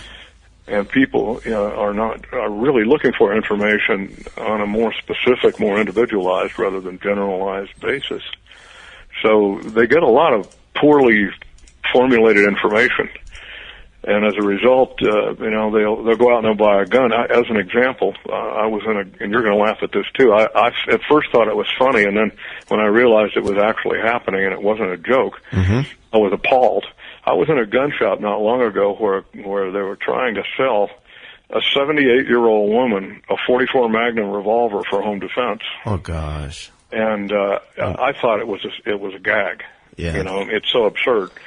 And so I didn't intervene. It's not my store, I have a thing about minding my own business. Yeah. And so as the conversation next to me at the counter went on, it became apparent that it was not a gag, that it was very real. At which time I just couldn't resist. I had to intervene, and I stopped it, and I went and got the owner, who was unaware, or at least so he said, of what was going on, and apologized to the gal, and they immediately introduced her to several better choices that were much more suitable to her needs. I can't even imagine the little old lady in tennis shoes with a dirty hairy gun. It's ridiculous. I'm a .44 Magnum fan as a hunter. I have 12 animals in the record books, mostly taken with a .44 handgun. And but for self-defense, absolutely not. Yeah. It's certainly not the weapon of choice. It's not what it's for. But you'd be surprised. Another common thing is with the ladies, again, the choice of handguns that are far too small because they're compact and they fit in purses easily. And, of course, the smaller and the more compact that the weapon gets, the less capable it becomes, the more specialized it becomes. Exactly. And yet they want it for general purpose self-defense missions. So these small subcompact guns, the small 38 Special Snubbies and the subcompact self-loading pistols, usually 9 millimeters and a few 45s, but mostly 9 millimeters. They're exceptionally difficult to use with any degree of balancing speed and accuracy to a tactical problem. So you're giving up really an awful lot just for the purpose of concealment, and even that is widely misunderstood, I have found. You don't want to give up the whole reason you're carrying the pistol just so you can hide it easier. Chuck, since we're talking about handgun, I'd like to know a little bit about your taste and personal choices. What is your favorite handgun that normally you carry in real life situation and for training, of course? Somehow I knew you were going to ask me that question. It's been asked before, but sure. Let me preface my answer by saying that as a professional, particularly as somebody who has to work with people as an instructor all over the world, I have to be able to train people with all sorts of different types of firearms. Okay. And each firearm, and I'm sure you'll agree, has its own little idiosyncrasies, its own little nuances. Their controls are generally located in different places. They operate in slightly different ways. And the only way that you can know those little nuances to be able to work intelligently with the people who carry that type of weapon, that use that type of weapon, is to do the same thing. Do it yourself. So as a professional, I don't feel that I have the luxury of carrying just one gun. Yeah. Yes, I have preferences, but believe it or not, as the years have gone by, I have more than one preference. I naturally love 1911s. Okay. I have somewhat of a reputation for that from my younger days. I think that the Glock pistol is a superb handgun. I have a Glock 17 that has 350,000 rounds through it, and I have still been unable to break it. And I'm very impressed with that. I don't think any other handgun can even come close to equaling that. I'm very impressed with the Springfield Armory XD series. They're a well-conceived, operator-friendly system and deserve every bit of popularity they have achieved in recent years. And then, of course, the newest of the bunch would be the Smith & Wesson M&P series. The ergonomics of that particular weapon are absolutely superior, in my opinion, to everything else currently available. That's true. I wanted to try it out. Honestly, I started with Glock, and I stick with Glock. Differently from you, I don't train people. I just do it for my personal, use. And for me, I like to have every gun, but at the end of the day, I use the gun just to reach my rifle. And I didn't want to start to open. Yeah, that's good. I like that. I understand. I didn't want to put one of the major missions of the handgun. Yeah, I didn't want to start to put a lot of money because then I'm kind of obsessive. When I have a gun, I need to have at least 50 magazines. Okay, so I didn't want to start to get this Smith & Wesson that I heard that they are very great for. They're great for the ergonomics, as you said, probably better than Glock. But I still tempted. I don't know if I should do it. But I love my Glock 17 and 22. That's pretty much my main platform that There's really nothing wrong with that. Yeah. In fact, our school guns are Glock 17s. Great. And what does that tell you? Yeah, no, exactly. As I say, I think the Glock 17 in particular is a terrific handgun, and it's certainly more than proven that on many occasions. It's very rugged. It's very simple. I understand though what you're saying. It's a wonderful pistol. I understand what you're saying. When you go to work with other countries, other type of guns, you must know pretty much everything. And, sometimes I got that temptation too. I got in my little armory. I don't focus much on guns. Most focus on rifles, but I like to have at least one of everything. And then, for practical purposes, because my brain is pretty simple sometimes, I train and carry just that gun. But then the temptation to go to the range and start to play around with a different type of platform, it's always there. And for you, of course, become a duty because you must teach this type of different guns. Now, talking about rifles, we know normally the gun is just defending the person. I say the shotgun defends your castle, but to defend liberty and to really be effective, in small weapons, the rifle is the instrument. What is if you had to do, your ideal rifle, what is your rifle to go? One rifle. Well, I don't know if there is such a thing as an ideal rifle, but generally speaking, I think the AR-15 speaks for itself. It certainly has the civilian derivative from the M16 series and M4 series. It certainly has more than achieved legendary status. It's the longest running rifle act in American military history. So that tells you something. Yeah. It isn't a perfect system, but then again, I don't think any machine is perfect.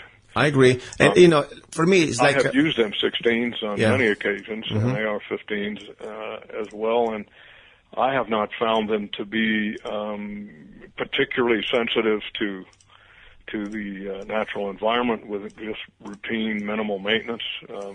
Again, my first war was the Vietnam War, and believe it or not, it wasn't all jungle in Southeast Asia in the dry season, which is basically 8 months out of the year. It's a talcum powder, fine red dust. Wow. It just gets all over everything. And we, of course, were around helicopters. There's a nice dust bubble affair. Yeah. And armored vehicles, which turn up tremendous amounts of dust when they move around. Yeah. And that dust was awful. And yet, many times, in fact, when our troopers rode armored vehicles, they'd be so covered with this stuff. Once we got to where we were going, we had to actually stop and dust ourselves off and make sure that all the equipment was cleaned and everything else, and that included weapons. So I didn't see any particular weaknesses in terms of mechanical weakness and so on from the basic Stoner, AR-15, M16 system. As I say, I do think that with military ammunition, the full metal jacket military ammunition, the cartridge is somewhat weak in stopping power. But civilians and law enforcement officers are not bound by the international treaties known as the Hague Accords that have resulted in all of the countries who signed them using full metal jacket ammunition. As a civilian, certainly you have the choice of using whatever kind of ammunition you want. And that changes the situation a lot. Yes. In terms of efficiency, stopping power and general effectiveness. Okay. Let me ask you one thing, because, as first of all, listeners, you're listening to Love, Guns, and Freedom with Lucas Zanna, and I have the honor to have with me here Mr. Chuck Taylor. It's just go to the website, lovegunsfreedom.com, and you will see his curriculum is amazing, okay, when it comes down to gun training. And this is not just from some schools. This guy has experience in real life in the last 40 years. I'm talking about real gunfight experience. So something we must understand is something to, we don't want to go there, but we want to learn from people that already went there and they came back alive, and that we can maybe learn how to stay alive. That's pretty much for me the most important thing, Now, we're talking about rifles. And as I said, yes, there is not the ideal rifle. And I believe that the rifle, it's like a little bit like a suit, Let's say you're going to, in ideal world, for a meeting, if it's a business meeting, you carry that type of shoes. If you go to a party, you have a different type of, we got music going. Is it you? Oh, it's me. No, it's me. I hear it also. It's not from this end. It's okay, no problem. So as I was saying, we have different type of this is probably NSA already calling. Anyway, we have different type of opportunities, and of course we have only two hands, and we can carry only one rifle. My little small, experience. As much as I love the AR-15, I think it's great for almost everybody, especially on flash. I'm kind of a fan of one rifle only I would like to have, or I would like to have the M14, or at least the civilian version M1A. And I don't know, this is just me, my little personal experience. I like the 308, and at the end of the day, we are the weapons, right? I mean, the gun is just an extension of ourself. Am I right or wrong? Oh, I couldn't agree with you more. That specific statement that the weapon is the extension of the operator, that could not be more true. I say that many, many times to my students and various clients. It's also interesting to me that you like the M1A, the civilian version of the M14. I was trained on that, of course, in the military. I know that. And I have one particular version of that I am very fond of. Which one? And that is the Springfield Armory SOCOM 16 version. Okay. Which is a shorter barreled version. Yeah. I have, I think starting in the early 80s, I began to experiment with 308 and 3006 weapons that had shorter barrels to make them more handy, and give them a little better balance and so on. It kind of amuses me, but it's rewarding to see that even though it took a couple decades before anybody else got on that bandwagon, that more people have, as manufacturers, have done that. And I think that particular rifle, the SOCON 16, is one of the best ones around. I was trained originally on the M1 Garand, and of course, when I went through basic training in 1966, the M1 rifle was still used widely in the U.S. military. Even though technically it was superseded by the M14 in 1958. So after almost all the standard Army training on rifles and basic training, the M14 came in, so we had to retrain on that. And then later on, when I was in the Ranger School at Fort Benning. About a year and a half later, I was exposed to the M16. Okay. And so it was interesting that there was this huge leap. I don't know that it was a quantum leap, but it was a huge leap in weapon philosophy. Yeah. I'm actually fond of a weapon that has served a long time in your parent country, in Italy, the Beretta BM-59. Wow, interesting. And which is also an M1 Garand derivative, just like the M14 M1A. Yeah. Question: Did you train in Italy anybody the last few years? That you've been training military or police or anybody else? Besides, I know you went to Switzerland and Belgium. Anything in Italy going on? Well, yeah, U.S. Army Special Forces for one. Oh, wow. And also Navy SEALs. Oh, wow. So you were like in Sigonella? I'm sorry? Sigonella, there is a base in Sicily. Oh, yeah. Yeah, that's normally a place that I know they're stationed. I was over in fact, I was in Italy 2 years ago. Wow. Recently. And I trained all the SWAT teams. Interesting. In Italy there. Wow. Also, one of my major clients is the director of the Beretta Academy. Very interesting. That's amazing. I'd really like to. Yeah, he's a good friend now, and he's a former police officer. Many years. Very good. Now retired, and he runs the Beretta Academy. See, so they use my stuff too. Wow, excellent. In Italy the situation is different, than like the rest of Europe, and even Switzerland, that is the best place out there compared to other states. There is no other. That's not a right. That. We have it here as a right, natural born right, God-given right, call it whatever. There, it's a privilege. Okay, and besides some exceptions, you can go to apply for a permit for the target shooting, maybe if you're lucky. Most of the time, peasants, all they get is a shotgun to go hunt. That's all they can do, okay? But the real opportunity like we have here, guys, we have still something that we need to preserve and fight for and use it and exercise it. That's why it's so amazing. Sometimes we forget, I live in Arizona and I love this state, but I see a lot of people that they have this opportunity to train with the best like you, and they're still sometimes trapped in the little bit world that I don't want to call it arrogance, because I'm not trying here to judge, but unfortunately, yes, when you have a gun, and just because you think you have a gun, and you shot a couple rounds at the range, and then you put it there in the safe, and you think now you're set, that's dangerous. That's a false sense of safety, or false sense of security. We must train, and the beautiful thing, you don't realize how much you don't know until you try it. And that's why. That's a wonderful statement. That's entirely true. Yeah. And that's one of the things I hear from my students and have for decades. I didn't realize how much I didn't know until I came to this class. Exactly. I've heard that 1,000 times, I bet. And this is for me, as I said, it's like a journey, We start somewhere, and then it's up to us when we want to stop. But when it comes down to this responsibility, because I really believe that being a gun owner, a lawful gun owner, it's a huge responsibility. We're talking about we have the power to save life, but also we have the power to take a life. So I believe there is never enough training, in my opinion. Of course, everybody has different lifestyle and, priority. Maybe you don't want to put all your money in one thing. I understand. But when you carry a gun, and since I came to this state 10 years ago, there is no one morning that in my pants, there is my holster, comes with a belt. I don't even need to make any changes. There is my gun there.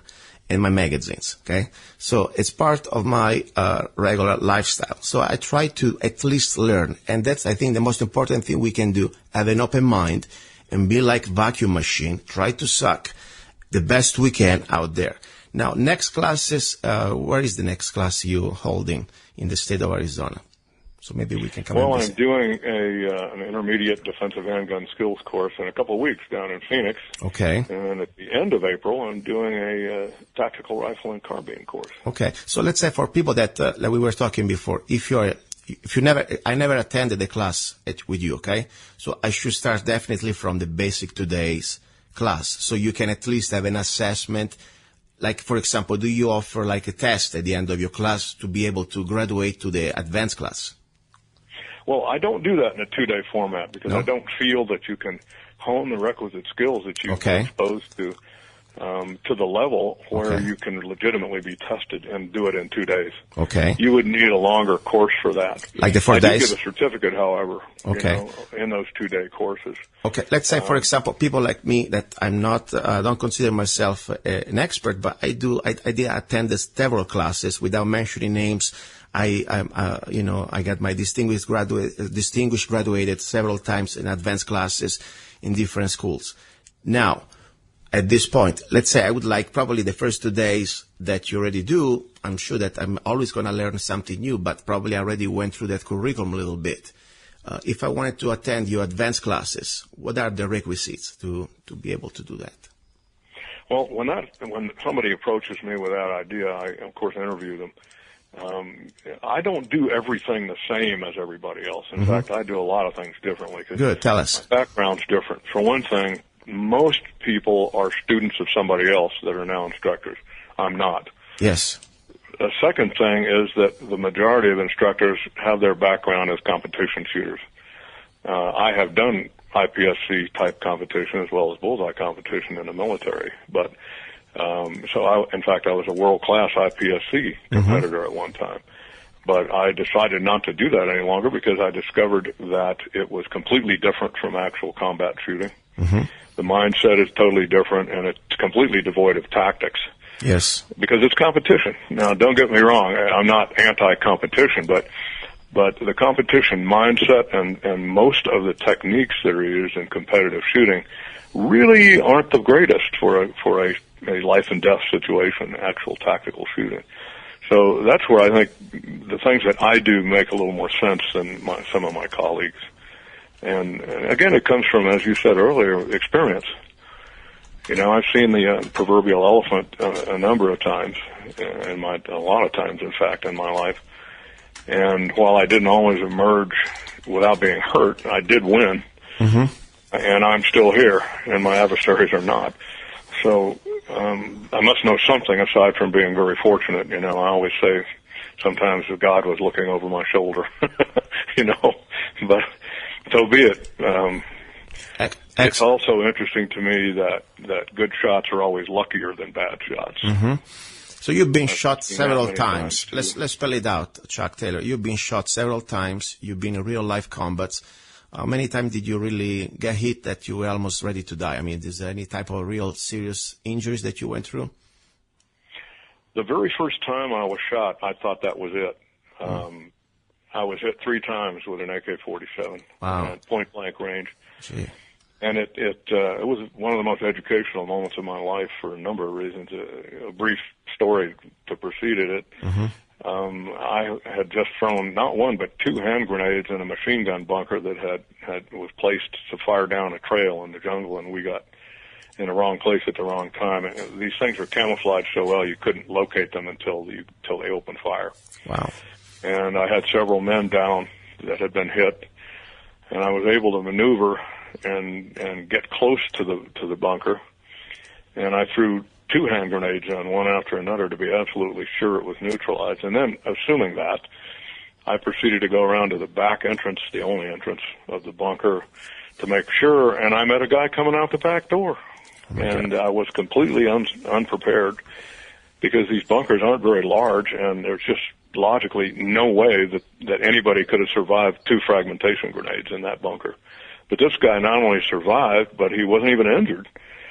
And as I came around the corner, he came out the back door, and we duked it out at about 7 feet. Wow. And he hit me 3 times with an AK, and I got him with a Thompson submachine gun. Wow. This is it. This is not a movie, guys. This is real. I mean, this is amazing. Yeah. You can't make this stuff up. Okay. You know?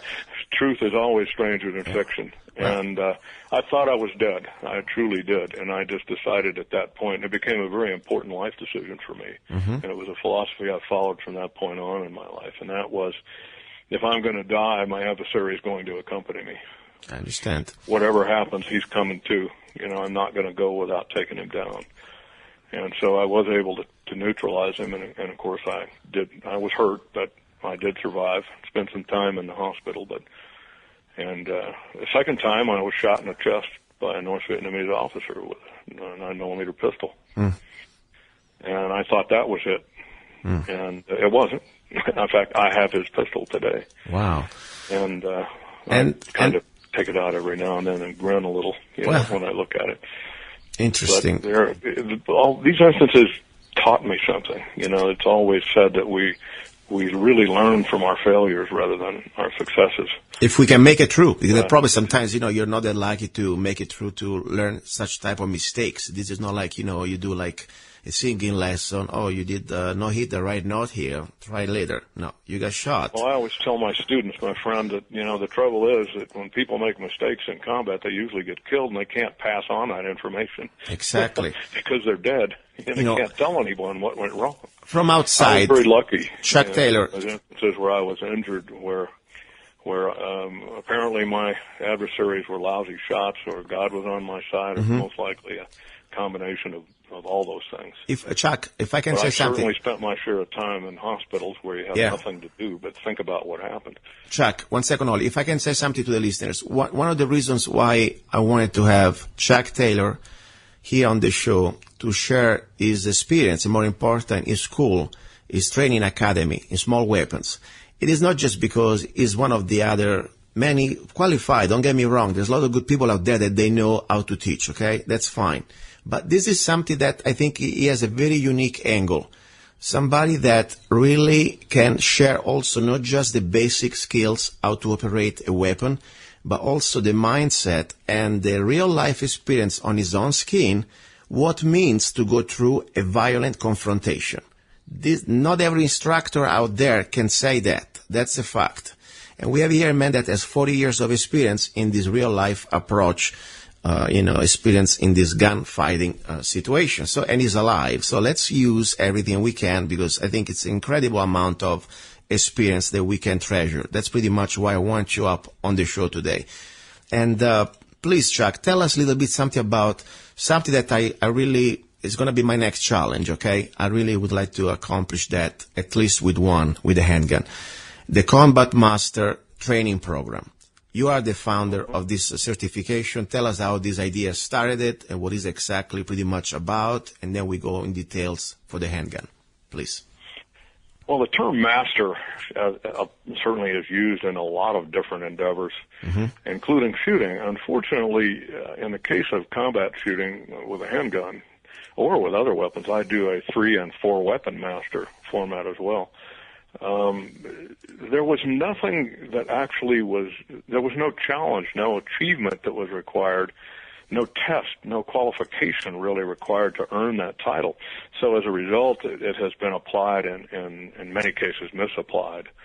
As I say, it has been used rather loosely, I think, over the years. So I came up with an exceptionally difficult qualification test to where you really earn that title if you pass that test, and it entails basically everything that's worth knowing about or doing with a handgun, both shooting and weapon handling. It, for example, features high-speed holster presentations from literally arm's length all the way back to 50 meters. It entails stepping away from the target. It entails where you're so close you can't bring the weapon to eye level. And then, of course, it starts at 3 and then 7, 10, 15, 25, and 50 meters. It goes to multiple targets. It goes to hostage situations, small targets, angled targets, partial targets. all under extreme time pressure. It then goes into weapon handling skills, speed reloading, tactical reloading, malfunction clearing, responses to the right, left, and rear, that sort of thing.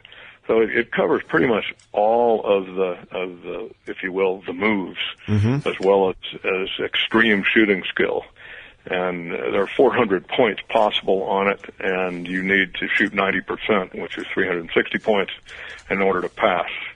So it's a simple pass-fail. On that basis, now I created this back in 1982, and there have been, maybe 750 people have tried this particular test. How many passed? And there have been 58 people that have passed it. Wow.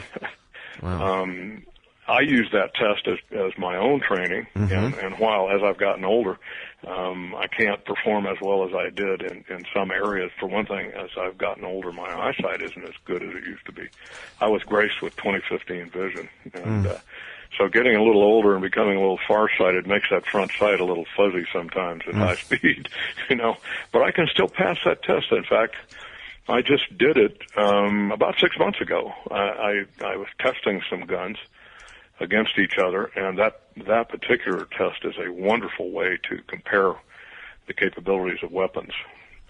And so I was able to still pass it. I used an M&P, and I passed it with a 1911 as well. Wow. Now, if I go to your website, I'm here at Chuck Taylor, AmericanSmallAcademy.com, okay? There is a section called Combat Master, and I see a stage 1 handgun. That's pretty much the basic reading. Well, now that article is the 4-weapon test. Yeah, the 4-weapon combat master. And stage 1 is handgun. Yes, and if I wanted to focus, the test I just described is specifically dedicated to the handgun only. Yeah, if I wanted to, for example, simulate, to see how bad I am, and try to train more harder after I try to do this test. If I want to try to do at least, let's say, recreate this test, the stage 1 handgun that you describe, that would pretty much say everything about what I should do for the test? Well, no, not really. No. The test you and I discussed a few minutes ago is strictly handgun. Strictly handgun, yes. That is the Combat Master Handgun Qualification Test. Yes. Now, the handgun master that is referred to on my website is a 4-weapon. That is handgun, submachine gun, shotgun, and rifle. And so each stage 1, 2, 3, 4, is dedicated to a different weapon system. And what I did there is so the thing didn't take a week to do and become virtually impossible. Nobody has the ability to concentrate that hard for that long. Okay. As I just took some exceptionally difficult things with each of those weapons and made them appropriate, as stage 1, stage 2, stage 3, and stage 4. Different things. And you have to pass each one in order. You can't just pass the handgun and then fail the submachine gun and then come back and then just start with submachine gun again. All 4 stages have to be passed one right after the other in one attempt. Wow, interesting. See, so if you fail anywhere along the way, in stage 1, 2, 3, or 4, that's it. You have to start all over again. Okay, let me start from the handgun, because I really would like to do that in the next, it's like a journey, I said, okay? And I like this, because it's a challenge with myself, and that doesn't mean that I'm going to be able to do it, but I'll try my hardest, and more important, I'd like to see what is the pattern. The starting would be, first of all, I think, to attend your basic today's handgun class, correct? Well, yeah. Generally, what happens is people will take these courses in ascending order of challenge, difficulty. Yeah. And they will also then, along the way, they will temper them with the tactical courses. In other words, being able to apply these skills, in tactical situations and simulations and so on is important too. The greatest shot in the world is still in trouble if he shoots the wrong person. Exactly. Or if he doesn't shoot when he should. Exactly. Okay. Or if he doesn't engage multiple targets correctly, then he's going to get hit. He's going to get shot. And so on and so forth. But generally, folks that get to the level where they want to try that master level challenge will have gone through this whole progression of classes and with the intervening time in between, so they could both dry and live fire practice to continue to elevate their skills. And it does take practice. I'm a fond believer. I've actually been the guy who coined the phrase way back that practice doesn't make perfect. It's perfect practice that makes perfect. Exactly. And a lot of bad habits get generated with doing things incorrectly. Let me do this, Chuck. I would like to send now a message to the listeners, and also not just to the radio listeners, but also to the listeners out there on the internet. This is a great opportunity. In Mojave County, or let's say Northwest Arizona, I really would like to organize a class to bring here Chuck Taylor to at least start us into this journey of handgun, self-defensive handgun, just for the 2 days basic. Let's start with that. And then it would be a great opportunity for all of us to meet you and know you, and hopefully, to also graduate to other classes. So if anybody's interested, I would like to please go to the website, lovegunsfreedom.com. I understand the economy is kind of not exactly great, thanks to the last, 6 years of this nightmare that we're living through and more. But regardless, these are priority, guys. If you can spend money to go on vacation or to buy that worthless, coffee in the morning, all that adds up. Start to prioritize. This is about your life, your family, safety, and more important, be responsible gun owner. And send me an email. Go to the website lovegunsfreedom.com, and if you think that you would like to have an idea to attend this class, let's get together the names. Let's get together at least the number, and let's try then when we have enough numbers, maybe we can shoot for a date, talk to Chuck, and maybe we could be able to bring him up here. So this is pretty much an open message to anybody who's listening to this broadcasting. Now, Chuck Taylor, we're almost at the end. Before I let you go, I wanted to thank you, first of all, and I would like to ask you one question. What is for you the most important skill that you would like to find in a person who decides to learn the art and science of gunfighting? An open mind. Open mind. I agree. I completely agree. You need to have an open mind. There are so many things that are being taught out there that are not as good as they could be. Mm-hmm. And I have an associate who made the comment once, and I have since found it to be true. He says students tend to fall in love with their first instructor, and then when they see something that is taught by someone else that may not agree with that or may be different than that, they tend to judge that technique by the very first technique they used. An open mind is important if your life is involved. I also like people to put their egos away. Exactly. This is the most important thing. Egos, this is another little quaint phrase that I use in my classes. Mm-hmm. That egos aren't bulletproof. Yeah. They're transparent, so they're not even good concealment, and they're far too heavy to carry around. It's true. It is true. It is true. Listen, Chuck, one more time, please. I would like to give you the chance to share your website. You say better than me with your accent. Go ahead. Say your website where people can reach you out. My website is www.chucktaylorASAA.com. Perfect. And that has all the information that you'd ever want on the classes and where we come from, our theme, and my background, and so on. Okay, guys. Now, listeners, you understand this is an opportunity I wanted to bring it to you. This is not even a sponsor. As I said, I brought you before at the schools. My only job is to bring you facts and options. You can be free to choose what is best for you. But this show, it's not free. Somebody has to pay. And it's a free market show. This is not like NPR, who steal your tax dollar every month or every year. We are here because of people like you. And the biggest sponsors I would like to have is you, the listeners. If you want to support this show, please go to lovegunsfreedom.com, and there is a great way to do it. You know what I do for a living? I write songs, among the many other things, and you can download any of my songs for just 99 cents, the price of a very cheap coffee. I don't even know if there is any coffee out there for 99 cents anymore.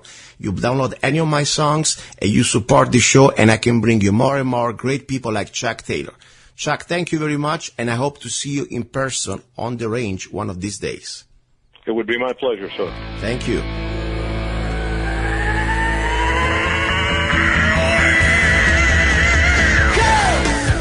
and take it. Come and take it. Come and take it. Come and take it. Come and take it. You're gonna like it. You're gonna feel like it's paradise.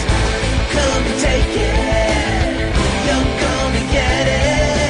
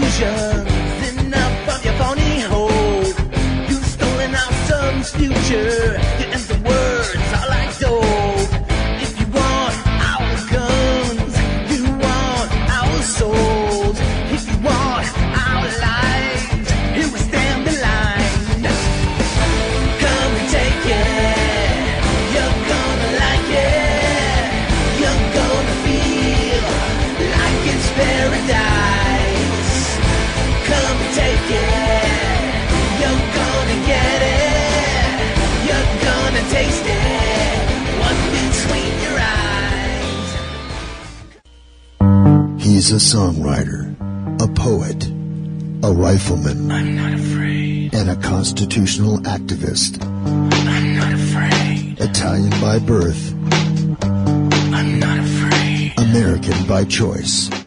Gianluca Zanna. I'm not afraid. And his new CD, Love, Guns, and Freedom. 16 powerful songs on one CD from the heart of a patriot.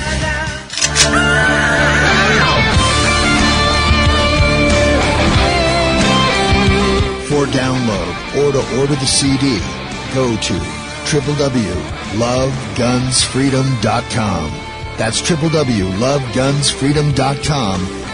Lyrics for your mind, music for your heart. Gianluca Zanna's new CD, Love, Guns, and Freedom.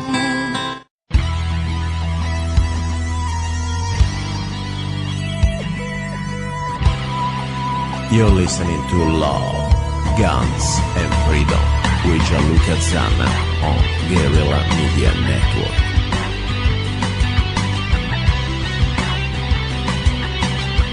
Here we go, this is Luca Zanna. You're listening to Love, Guns, and Freedom on KTOX 1340 AM and on Guerrilla Media Network. Final hour, kind of fried. Having a little beer here in Alaska. Alaskan. This is the hour where normally I relax and I talk about different things. First hour we had incredible information about what's happening in this country. We are really close to martial law. I really believe that. And the evidence, it's out there. And then, of course, we had, also this great lady, pretty much Lisa Heaven. She gave us great information, inside information about this. And don't forget about freedom of speech. That pretty much was the main part of the first hour. Second hour, we had an incredible guest. When we talk about guns and training, I couldn't find a better person than Chuck Taylor. Great instructor. It's a warrior. It is not just somebody that teaches how to, manipulate a gun. It's a man who dedicated his life to the self-defense, or maybe not even self-defense. The guy was really in active duty in several situations. Regardless, now, final hour, it's about love, but not just love. I want to touch with you about several things. First of all, I wanted to say this, there are several things I would like to touch with you. Normally, I don't like to use the word hate, especially when we come down to the hour of love. Does not really make sense. But let's put it this way. In this hour, I like to talk about things that normally they're more part of our humanity. And there's some part of humanity that I really don't like. One thing I don't like is, for example, the gossiping. People like to gossip, at least some people. And normally are women. I'm not saying every woman, but yes, there are part of women who loves to pretty much do not mind their business. They like to investigate, they like to be curious, they're so almost, consumed by this sort of need to mind your business. I have nothing to hide. At the same time, I have my personal private life that I keep pretty private, I'm pretty much on the open. Everything I say politically, when it comes down to my, activism, there are no secrets. I post everything on Facebook. You can see pretty much there. When it comes down to my private life, the last thing I want is somebody from the high white horse, moralistic, really this sort of a false moralistic that makes me puke, that pretty much thinks that have the right to judge my choices, my life. I hate people who judges others, seriously. That's the way when I use the word hate. I can't stand them. Probably I can stand them as much as I cannot stand, Obamanoids or Bushoids. I put you in the same category. Seriously. People who really don't have better things to do in their life. They're so pretty much, normally they are retired or they have pretty much a lot of time. And they like to go out there and gossiping and commenting and this sort of, thinking that they are pretty much better than us. First of all, you do not know the facts. You don't know anything. You think you know nothing. And more important, that's none of your business. So, I don't want to spend too much time on this one, but who has ears pretty much can hear it, okay? If the shoes fit, wear it. I'm disgusted with you, literally. Anyway, beside that, let's talk about beautiful things, for example. As I was saying, one thing I want to talk about is love. Love, in sense also that I have a question for you listeners. Let's see if you can help me out. Can be love without sex, or can be sex without love? This is a philosophical question that pretty much I'm trying to sort it out.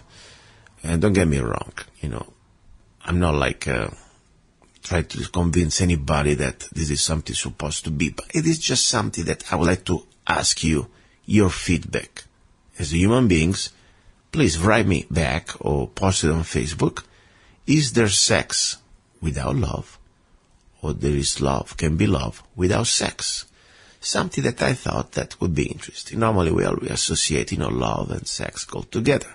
But maybe there is something different. Anyway, that's pretty much was the question. Now, I would like to remind you another thing, talking about love.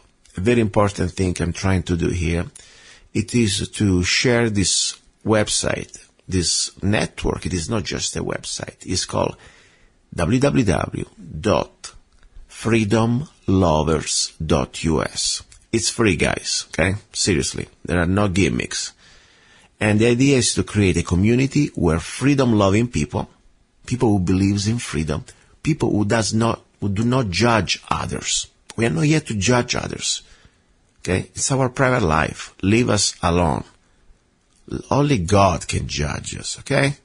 And the court system if you do something legally wrong. The rest, humanity, you should start to realize that you should mind your business. That's why, and this is not just something that belongs to here. I mean, I left Italy. I grew up in Anzio, a small town. I hated the gossip. I hate this small town mentality. But you realize that everywhere in the world is the same. Even if they have different language, they love to gossip. Now the point is this one. That's why I like animals. That's why I like dogs and cats. Because I believe at least they are not evil. They don't have that type of sort of a cold, little strain in them that they like to gossip and pretty much judge from behind and stab you in the back.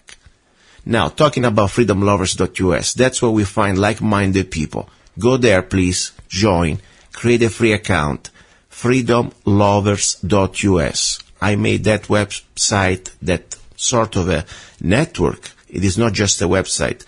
Thousands of people, they're joining. It's free. You can upload your photos, your videos, write blogs, network. Even if you're not single, you can just be there looking for friends, for like-minded people. Now, little bit of music. It's time to relax a little bit and enjoy a little bit of peace. And talk to you soon because we have more news. You're listening to Love, Guns, and Freedom.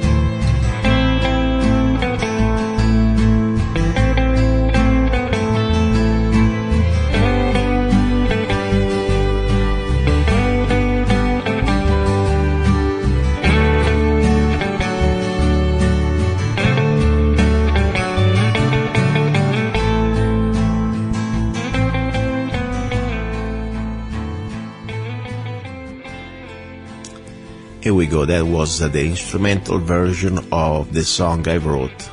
Here They Come. I like the instrumental version. Sometimes, lyrics are great, but they pretty much almost constrain you with the text of the lyrics, that message. When you have instrumental music, you can pretty much create your own lyrics, and you can let the music just give you the emotions that pretty much you can be personalizing. Anyway, now, talking about freedom, a little bit about freedom, something important I wanted to share with you. It's funny that this week, some of the staff, some members of the staff of Mrs. Hillary Rodham Clinton pretty much came out that they warned us. They warned the journalists, and I put myself also, I'm not really what you call the regular journalists. I'm a commentator. But yes, members of the media, to watch, to be careful, to do not use, some certain words. Because now the new Hitler with a skirt, she's pretty much telling us what we can say or what can we not say. For example, Hillary Clinton has now sent a message to the national media of the words she will not allow them to use to describe her during this coming race for president. I'm not the national media, but KTOX, I know it's local, but my show is also pretty much all over the world. On Guerrilla Media Network is everywhere. We have thousands of listeners, and even if I'm a small fish, I don't care. I still put myself at least that I'm part of the media. Now, so I would like to be sure that I do not, irritate Her Majesty, Mrs. Hillary Rodham Hitler Clinton. So the terms Hillary's folks have deemed sexist includes polarizing, calculating, disingenuous, insincere, ambitious, inevitable, entitled, overconfident, and secretive. The group also banned certain phrases like will do anything to win, or represents the past, or out of touch. They will be met with charges of sexism. Mrs. Clinton, I really do not give a damn what type of charges you can, tell me. If you tell me I'm a sexist, whatever. I couldn't care less. I couldn't care less that your husband or whatever mafia that you have around pretty much can put a hit on me or can do whatever you want. Because at the end of the day, yes, I will not use these words. I will not use polarizing, calculating, disingenuous, insincere. They are too much of a good words. You don't deserve those. I have a list of words that unfortunately I cannot say all on this radio station because we are still under FCC rules and I don't want the station to be shut down or to be fined. But let me give you an idea, something I can say following the FCC rules. You, Mrs. Hillary Clinton, you are Hitler with a skirt. You are the biggest piece of subhuman species of fishes. And exactly, you are a complete traitor of this country. You are a liar. You are a prostitute. And you are disgusting with all my heart. And anybody who follows you, see what I just said in the first hour. If you follow Hillary Clinton, you're pretty much a Nazi too. And let me tell you why, my friends. If anybody was going to say I'm supporting Jeb Bush, I would say the same. These people are working for the same type of agendas. And this is not about freedom. This is not about America as we the people, Bill of Rights, Republic. These are under the control of the international globalists. Okay? So anyway, but that's the story. So dear Mrs. Hillary Clinton, if something happens to me, let's say I'm going to have an heart attack the next few weeks, or I don't know, maybe I'm going to have a car accident, I don't care at this point. Because at the end of the day, I was talking about freedom, talking about fear. One thing I learned, and, I'm not a big shot. I'm a regular guy, I'm a human being, and I believe, of course, that fear is good. That means that you can use it, you should use it to be alert, to stay in touch with reality, okay? Like, for example, when you touch something that it's hot in the kitchen, that gives you the alert that, hey, stop, otherwise you're going to burn your hand. So fear can be good. At the same time, fear can be also our worst enemy. Think about it. The moment that we are pretty much realizing that we are afraid to lose whatever possessions we have, or more important, we're afraid to lose our life. That's exactly what evil can control you with. The moment that evil people like Hillary Clinton, like the Obamas, like the Bushes, whoever is out there, government, in this case, unfortunately, this government there are also good people among government, don't get me wrong, but this sort of government I'm talking to you about, these people are evil, okay?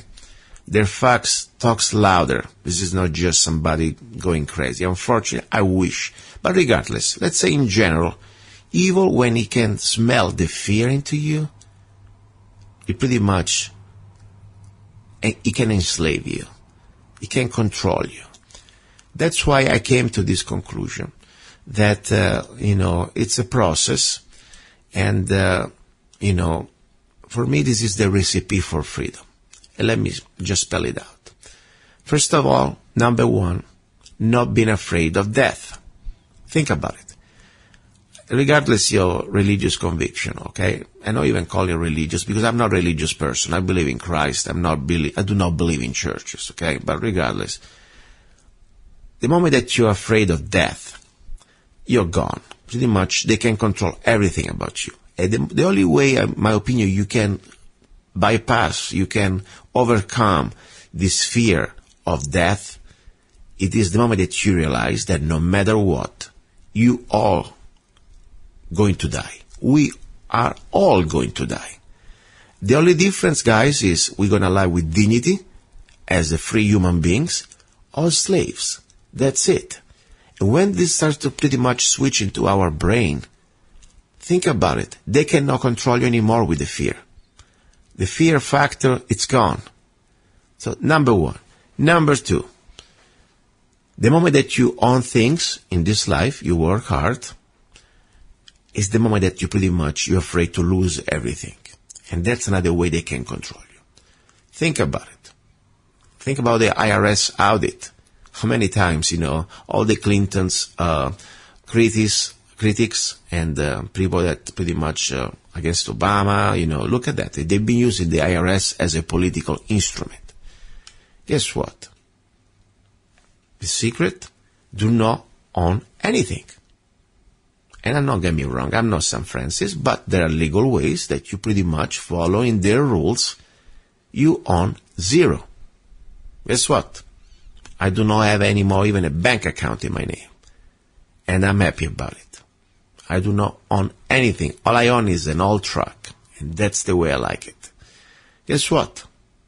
Look into these new situations. Because the moment that now you start to think you own a couple things, you're going to have these leeches after you, and they will control you with fear. So, my secret is to own nothing, but to use everything you need to use. As simple as that. And then, number 3, probably for me is the most important, think that your life is like a journey. And the moment that you die, the moment that you leave your body, your physical body, your journey has just started. This is not the end. This is just the beginning, guys. And I really believe probably this is the worst part we're going through. Think about it. We live in this physical dimension.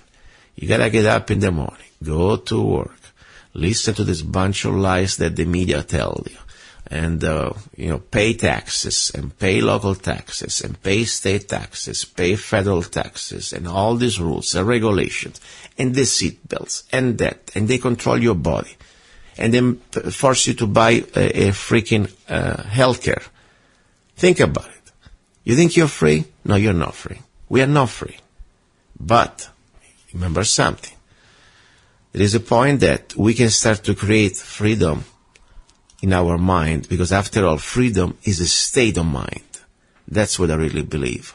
Freedom, it's not a place, it is not a country, but a state of mind. And the bottom line is, if you don't stand for your rights, it does not matter where you are. You can be free anywhere. The moment that you pretty much resist in a peaceful way, just winning, overcoming your fears, at that point, there is nothing more they can take from you but your life. But once you understand that your life is pretty much just a transition, you're free. You're free. I believe that. I came to this conclusion pretty much in years of thinking. Maybe people say, wow, you think too much. Maybe it's true. Maybe I think too much. So that's pretty much the story. Now, talking about fears, talking about freedom, I thought something was important. And I would like to have another song, but guess what? I found a document on YouTube, a speech. It's about 15 minutes. I think this is more important than some of my songs, because this little YouTube articulates exactly the history of human enslavement. And it didn't start now. I think we always been facing a struggle between liberty, between freedom and tyranny. It's been that from the beginning, since the beginning. Think about it. Think about the Egyptians, the Romans, the Greeks, the different civilizations they call them. After all, they were all based on dominators, on rulers and slaves, on winners and losers.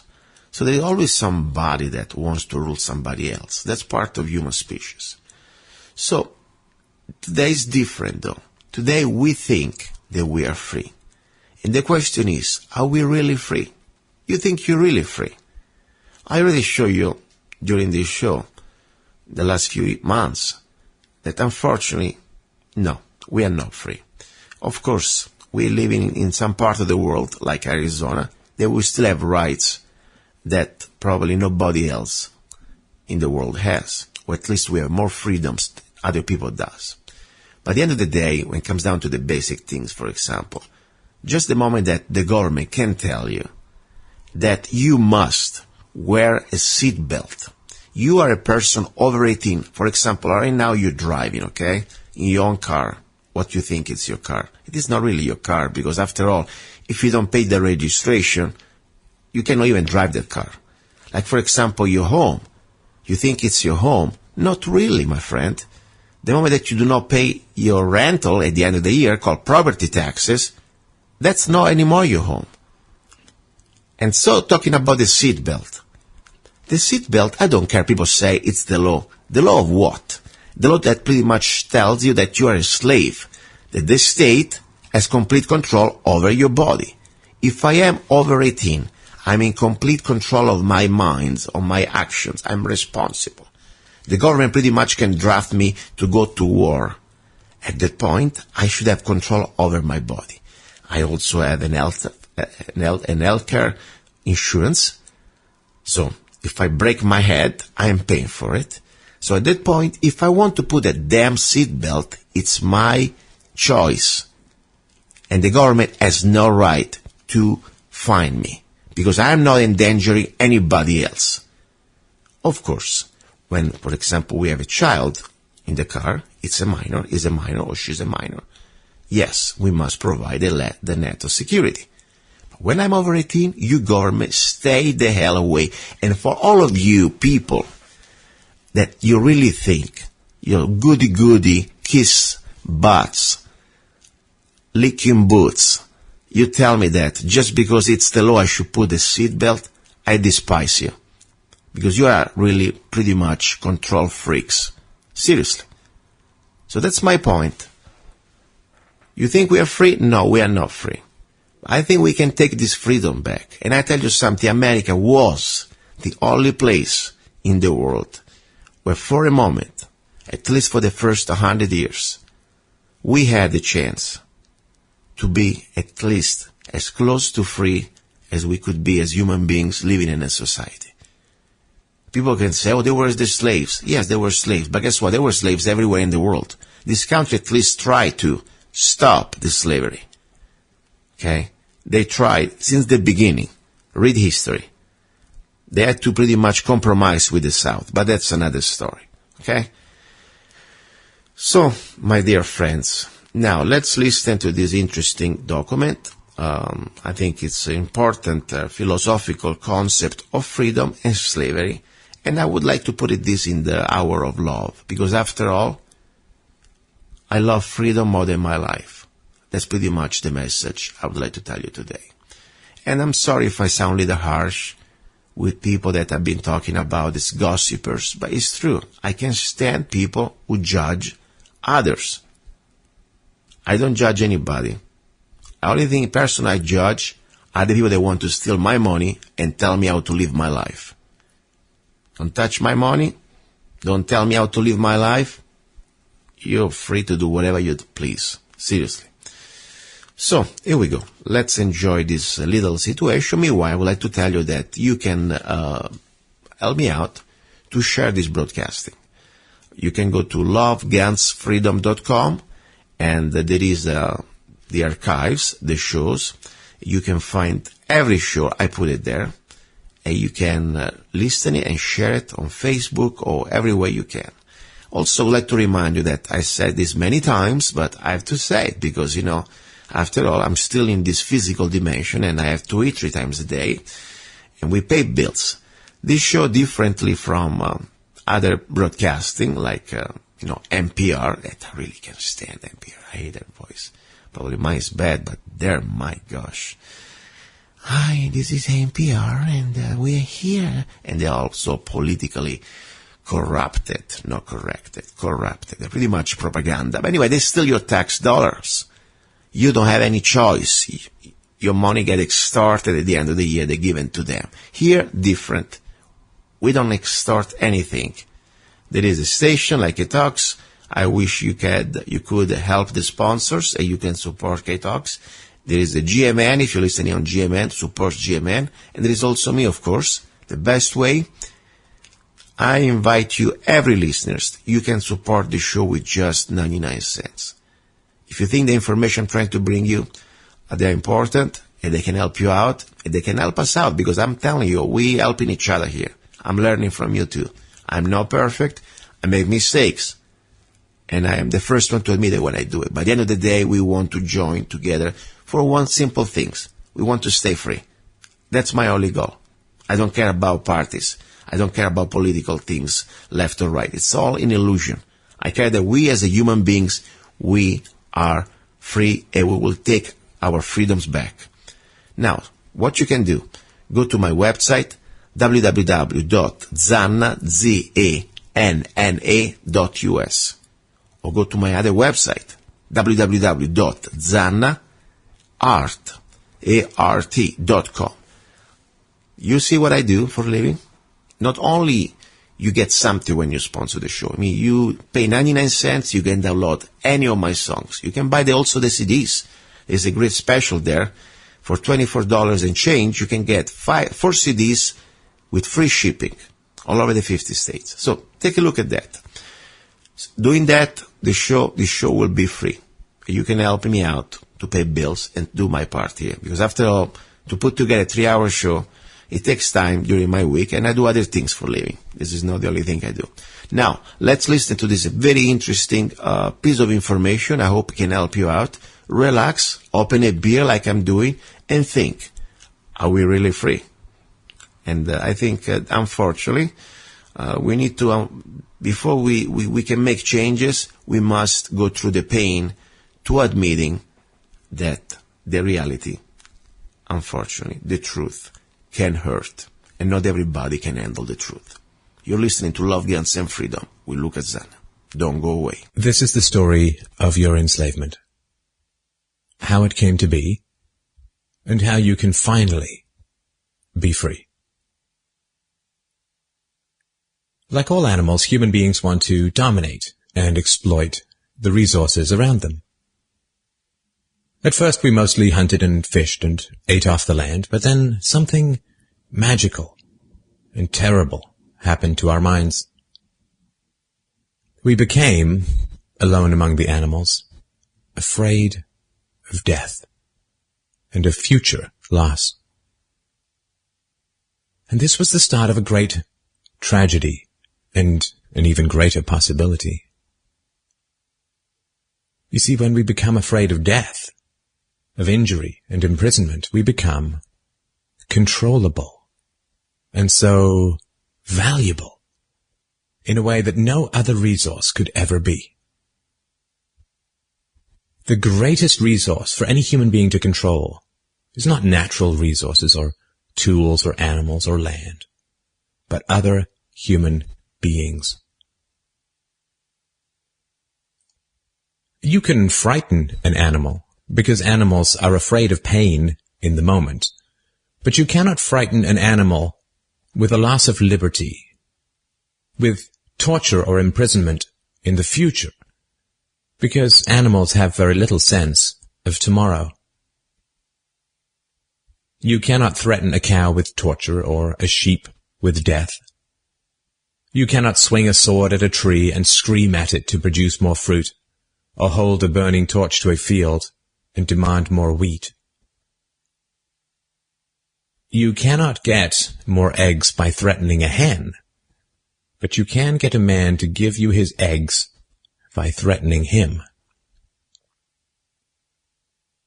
This human farming has been the most profitable and destructive occupation throughout history, and it is now reaching its destructive climax. Human society cannot be rationally understood until it is seen for what it is: a series of farms where human farmers own human livestock. Some people get confused because governments provide healthcare and water and education and roads, and thus imagine that there is some benevolence at work.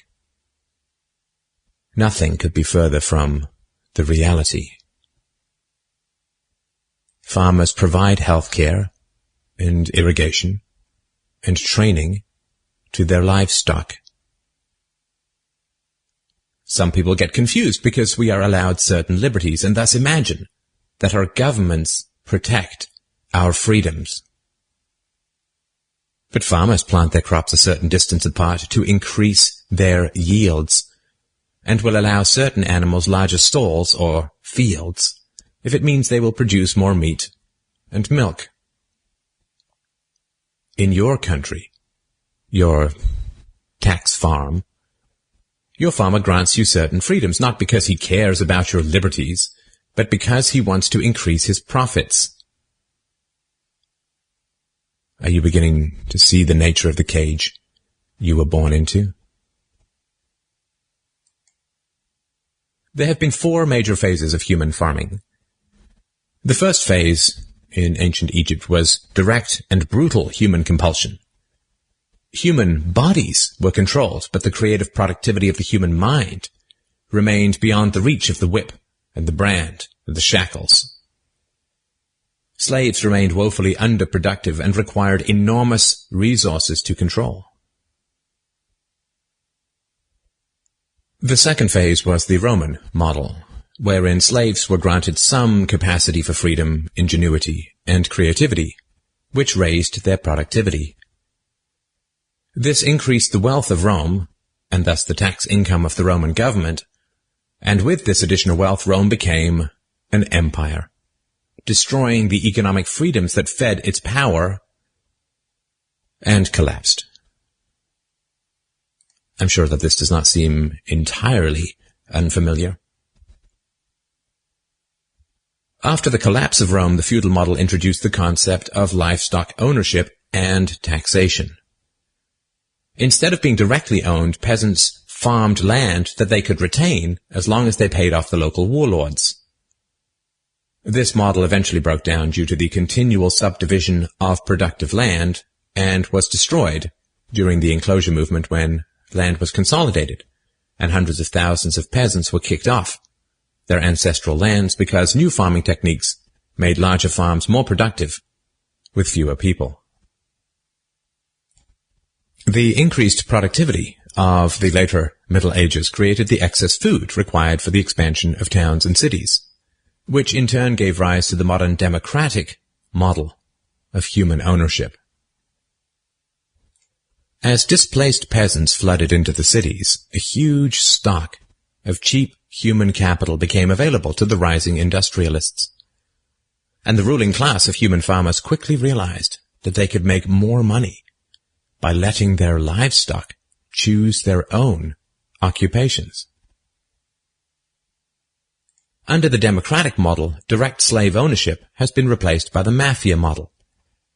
The mafia rarely owns businesses directly, but rather sends thugs around once a month to steal from the business owners. You are now allowed to choose your own occupation, which raises your productivity, and thus the taxes you can pay to your masters. Value this time in your life, kids, because this is the time in your life when you still have your choices. And it goes by so fast. When you're a teenager, you think you can do anything, and you do. Your 20s are a blur. 30s, you raise your family, you make a little money, and you think to yourself, what happened to my 20s? 40s, you grow a little pot belly, you grow another chin. The music starts to get too loud. One of your old girlfriends from high school becomes a grandmother. 50s, you have a minor surgery. You'll call it a procedure, but it's a surgery. 60s, you'll have a major surgery. The music is still loud, but it doesn't matter because you can't hear it anyway. 70s, you and the wife retire to Fort Lauderdale. Start eating dinner at 2 o'clock in the afternoon. You have lunch around 10, breakfast the night before. Spend most of your time wandering around malls looking for the ultimate soft yogurt and muttering, how come the kids don't call? How come the kids don't call? The 80s, you'll have a major stroke. You end up babbling to some Jamaican nurse who your wife can't stand, but who you call mama. Any questions? Your few freedoms are preserved because they are profitable to your owners. The great challenge of the democratic model is that increases in wealth and freedom threaten the farmers.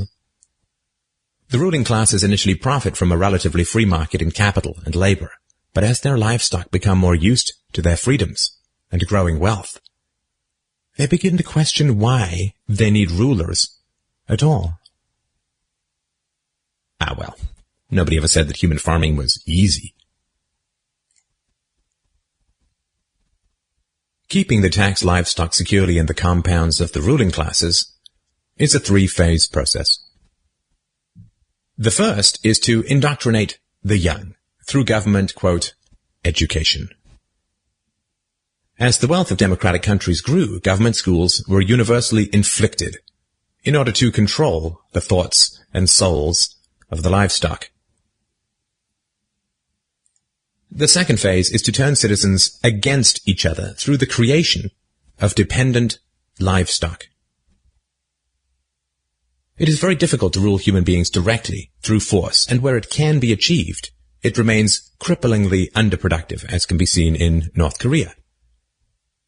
Human beings do not breed well or produce efficiently in direct captivity.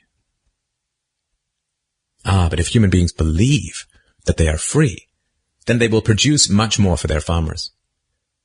The best way to maintain this illusion of freedom is to put some of the livestock on the payroll of the farmer. Those cows that become dependent on the existing hierarchy will then attack any other cows who point out the violence, hypocrisy, and immorality of human ownership. Officers positioned Grant face first on the floor with one officer near his head, a second near his back, and a third officer standing nearby. There appeared to be a brief struggle. Then, a 2-year veteran BART officer stands, draws his weapon, and fires.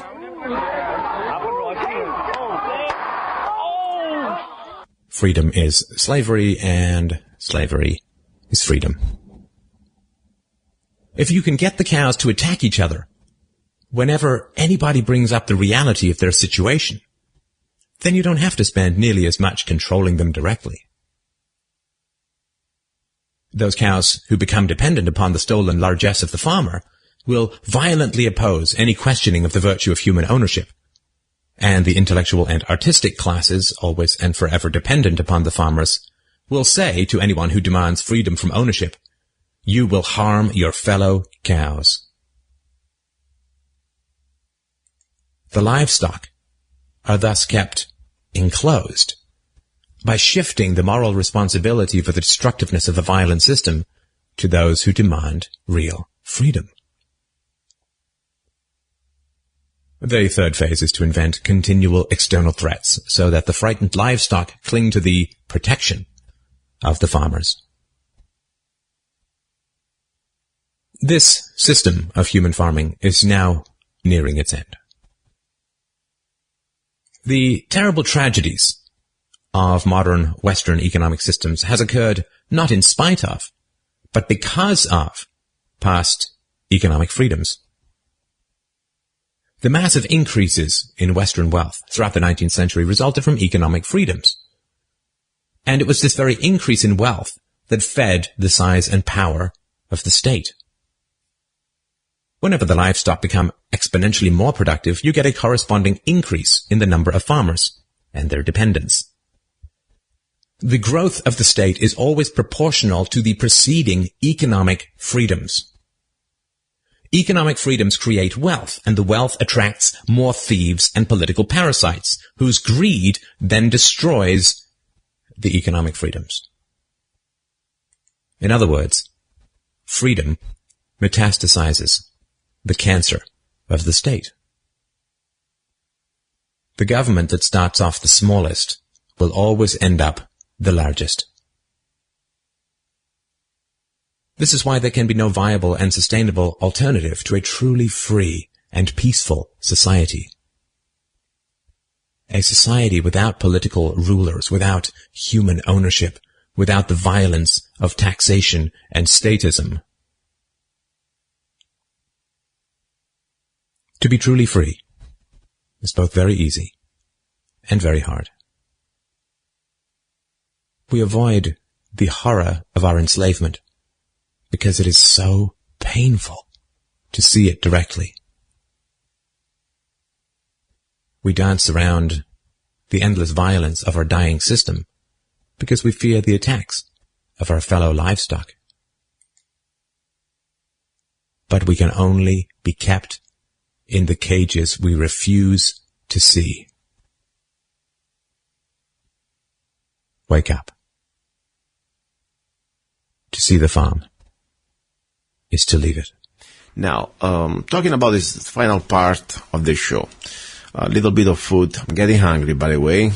Just to let you know, this show is being recorded. Right now it's night, pretty much in the middle of the night. And, I like to eat when I'm hungry. I don't really like to follow the times. Kind of like a wild beast, okay? I eat when I'm hungry, and I think it's almost 2 o'clock in the morning. I think it's a great time to have dinner. I already had my beer, and now it's time for a nice pasta. Just to let you know, I'm putting together a new book. I like this one. It's a book about spaghetti westerns recipes. They are pretty much recipes from Italy, of course, so pasta, but also with the flavor and sometimes combining the ingredients of the Southwest. After all, I live in Arizona. So I like to mix a little bit. Of course, I'm also a traditionalist. I like the traditional Italian recipes, but I thought this is something a little different. And I like to share with you this little recipe. It's called bucatini, avocados, and coconut.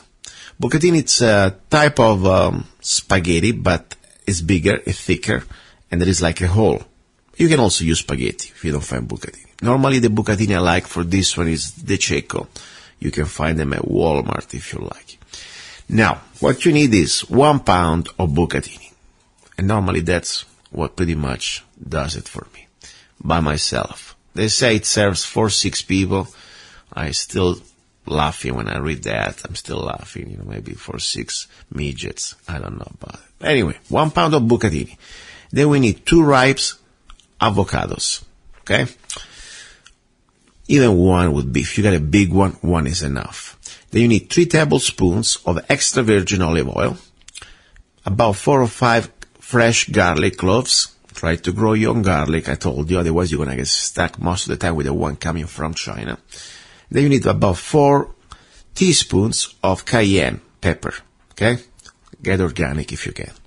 Then you need at least ½ cup of coconut milk, 2 cups of grated pecorino cheese, or pepper jack in case you don't find the pecorino, okay? All right. First of all, you boil the water. And, I already told you many times how to boil the water for the pasta, like you were doing, boiling the pasta. Just boil the water. And meanwhile, you gotta get a big large frying pan and start to warm up the oil, extra virgin olive oil. We said that we need at least 3 tablespoons of extra virgin olive oil. You slice the garlic in very thin slices. Chop the avocados, and then you mix everything in the pan. You want to be sure that the heat temperature for the pan must be low. You don't want to burn the garlic, but you just want to melt the avocados with the oil and let it blend in some sort of erotic orgies with the garlic. Got it? Don't get too excited, okay? Now, at that point, you pour into the frying pan the half cup of coconut milk. You let it simmer for about a few minutes, normally 4 or 5 minutes, depends on how you like it. I like it. I don't want it to have too much of too much water. You want to have a cream, okay? Normally 4 or 5 minutes on low temperature would do it. Low, medium temperature. Also, you sprinkle with ground black pepper and sea salt your sauce. Meanwhile, you have that point, hopefully, the water in the pot that you were boiling is been boiling, is ready to welcome the bucatini. So at that point, you let cook the bucatini al dente, okay? I already told you what means al dente. I hate floppy pasta, okay? Don't give me chewing gum pasta. I'm going to pretty much throw it on the ground like a child, okay? Now, to give you an idea, while the water for the spaghetti is boiling, and a couple of minutes before the spaghetti are cooked, the special avocado sauce is ready, okay? So, it's very simple. It's very easy. It takes probably about 5-6 minutes on the low temperature to prepare this sauce, okay? At this point, you drain the bucatini. You want to leave a little bit of water, of the cooking water in the pot, little bit, to be sure that it becomes a cream with the sauce that you have, okay?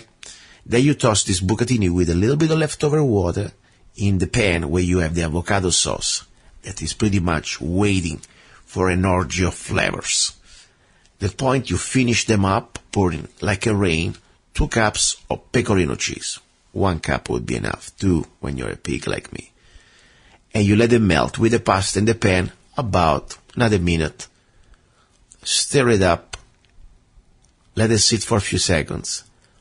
Open a beautiful bottle of good beer. Don't get the cheap stuff. Get good beer, okay? Be sure that you get ingredients, because unfortunately many beers now, they're also GMO. If you like wine, I will go with this one, a beautiful white Trebbiano wine. Great wine, cold wine.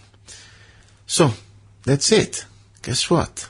You have this incredible, easy, and different recipe of bucatini. And you know what? The world might be at the end. At the same time, you still have a little bit of peace. Open some wine. Have a beautiful spaghetti. Look at the sky. And talking about the sky, I hope you don't have the spray that we've been having here in Golden Valley, Mojave County the last few weeks, because they are killing us. Seriously, guys. This has been very bad. Now, before I leave, I would like to pretty much read something that I think is important. Because talking about Golden Valley and airplanes, we've been, unfortunately, the last 4 months at this point, we are going for 4 months, pretty much surrounded by the Navy training exercises, I already had the show a couple of weeks ago with Lieutenant Olson from the Navy. Pretty much try to tell her that, there is so much space, I'm nothing against the Navy. They need to exercise, I understand that. But every day, from 8 o'clock, 7 o'clock in the morning, till late afternoon, non-stop. And for the people in Kingman or in Bullhead, or even better, in Chloride, that they're going around saying that this is the sound of freedom and yes, stay here forever. Guess what? You're a bunch of hypocrites. Because let me tell you something. This Navy, it may take off from Bullhead or from Kingman, but then they spend all day, 8 hours, non-stop, doing these dives that after a few months start to drive you crazy. In Golden Valley, here, because they consider us like trash. Okay, so please put yourself in our shoes, okay? And more important, when I hear this story like, oh, this is the sound of freedom, guys, I wish it was true. You heard also on the show Lieutenant Olson pretty much admitting that any given time they have over 100 foreign students from different countries training in these exercises. And let me tell you something, guys. I wrote this little letter that is a letter to the editor. It's also being published this week in the Standard. So I would like to just read, I don't know if I have enough time. Maybe I have. But anyway, I would like just to read you a part because I think it's important. And you can also find it on the blog on the website www.lovegunsfreedom.com. And I'm going to read it short. Let's see how much I can read. Otherwise, you can finish it up, okay? The sound of freedom, somebody said just a few days ago, and my answer is these airplanes, unfortunately, are the sound of the New World Order. We have lost control of our government some time ago. Now, with King Obama, it is just more on the open. It is more comfortable to believe we are still in America your fathers and grandfathers grew up in. You believe that? If you believe that we are living in a constitutional republic, that we are free people, and that the Navy airplanes training in Mojave County, Arizona, over our heads for the last few months are the sound of freedom, sorry, you are living in an illusion of the past. I say you are delusional. If you still believe that our soldiers are serving America, you may be disappointed. But let me show you with facts how and why. If you support the Constitution, according to Article 1, Section 8, Clause 11, the last constitutional war declared by Congress, in which our American soldiers fought and died for, it was World War II. After World War II, we have been serving under the United Nations.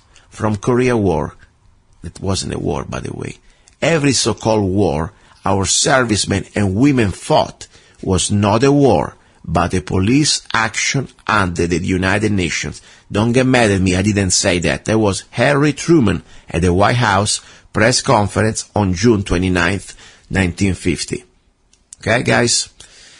In March 2014, former Secretary of Defense Panetta, piece of garbage, and Joint Chiefs of Staff Chairman General Martin Dempsey admitted on video to Senator session that their authority comes not from the U.S. Constitution anymore, as you might assume, but that the United States is subservient to and takes its marching orders from the United Nations and NATO. President Eisenhower tried to warn us, of course, of the military-industrial complex and the risk to our freedom and independence. That was over 50 years ago, guys. Think how much this military-industrial complex pretty much metastasized our government. Now, in 2015, if you still believe that this is the sound of freedom, according to the National Defense Authorization Act, passed by Congress on the request of King Obama, every American citizen can be kidnapped, tortured, and indefinitely detained by the military under directive of the executive, just because suspicion of being a terrorist. No more due process, no more judges, no more jury or trial. This is exactly the same thing happened in countries with oppressive regimes like Chile under General Pinochet, where thousands of innocent people disappeared just because they were speaking or criticizing against the government. Now, of course, we are in the new America.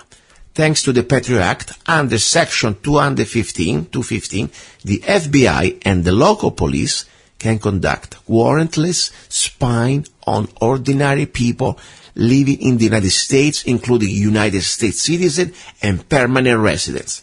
They can invade your property and search without any lawful warrant, negating our Fourth Amendment and much, much more. Today we also already know that the NSA can spy on an entire country, on millions, any one of us, without a warrant, probable cause, just because they can. President Nixon not long ago had to resign just because he was caught spying on few people. Now we have a man acting as a president in the White House, pretty much can ignore laws. He can write laws by edict, and like a good old king, he's also above the law. Okay? This is the truth, guys. And you know I'm not a Republican, so this is not the point. Now the government, of course, because you are so free, can force you to purchase an overpriced product like the health insurance. And if you can afford it, you will be fined. I wonder if you cannot even afford the fine, what's going to happen to you? Do you still believe that the sound of the Navy airplanes training over Mojave County for the last few months are the sound of freedom? I wish so. I wish so, my friend. This is no more. According to Navy Lieutenant Olson, who I had the pleasure to interview for my radio show, February 15th, 2015, the Navy is training at any given time during this exercise at least 100 foreign pilots. After all, according to the slogan, today's Navy has become a global force for good. Did you think it was supposed to be the United States Navy, not a global force, training foreign pilots over domestic civilian airspace in peacetime? Do you still believe that this is the Navy that our grandfathers served in World War II? According to late, highly decorated General Smedley Butler, 2 esteemed medals of honor, our soldiers should be deployed only for 2 situations. One is the defense of our homes and our borders, and the other is the Bill of Rights, to defend the Bill of Rights. According to history, unfortunately, my friends, over the last 50 years, our best men and women went overseas, spreading democracy, like Bush used to call it, or Obama, while we were losing here on our own soil the basic freedoms. That's the answer, not democracy, it's freedom that our forefathers fought and died for. I'm sorry, guys, you've been used. I'm sorry. And I didn't say that. That was a General Butler, one of the most decorated generals, U.S. Marine generals. Okay, don't get mad at me. Talk to him. Unfortunately, he's dead. So, when I became a naturalized American in 2005, I swore an oath to defend this republic against all enemies, foreign and domestic. And so today I'm here, my friends, to fulfill my duty. And I'm trying to do is just to share this information with my fellow Americans. I know sometimes you're going to get mad at the messenger. I'm sorry, but we got to pass that. Okay? The reality is that we are living in a new America. We've been taken over by a bunch of tyrants, like a group of elite, who through the controlling the military-industrial complex pretty much use our soldiers like puppets. I'm sorry, guys. This is the truth. It's not me saying it. Talk to General Eisenhower about the military-industrial complex. Go through the facts I told you here. All facts. If you believe in the Constitution, if you believe that we are in America and the supreme law of the land is the United States Constitution, the last constitutional war we fought was World War II. This is not me saying it. Okay? So, in my humble opinion, my friends, these Navy airplanes are not the sound of freedom, but they are the sound of global government. And the only way we can take back our freedoms and take back this republic, we must first admit the reality that we are living in. You've been listening to Love, Guns, and Freedom with Lucas Zanna.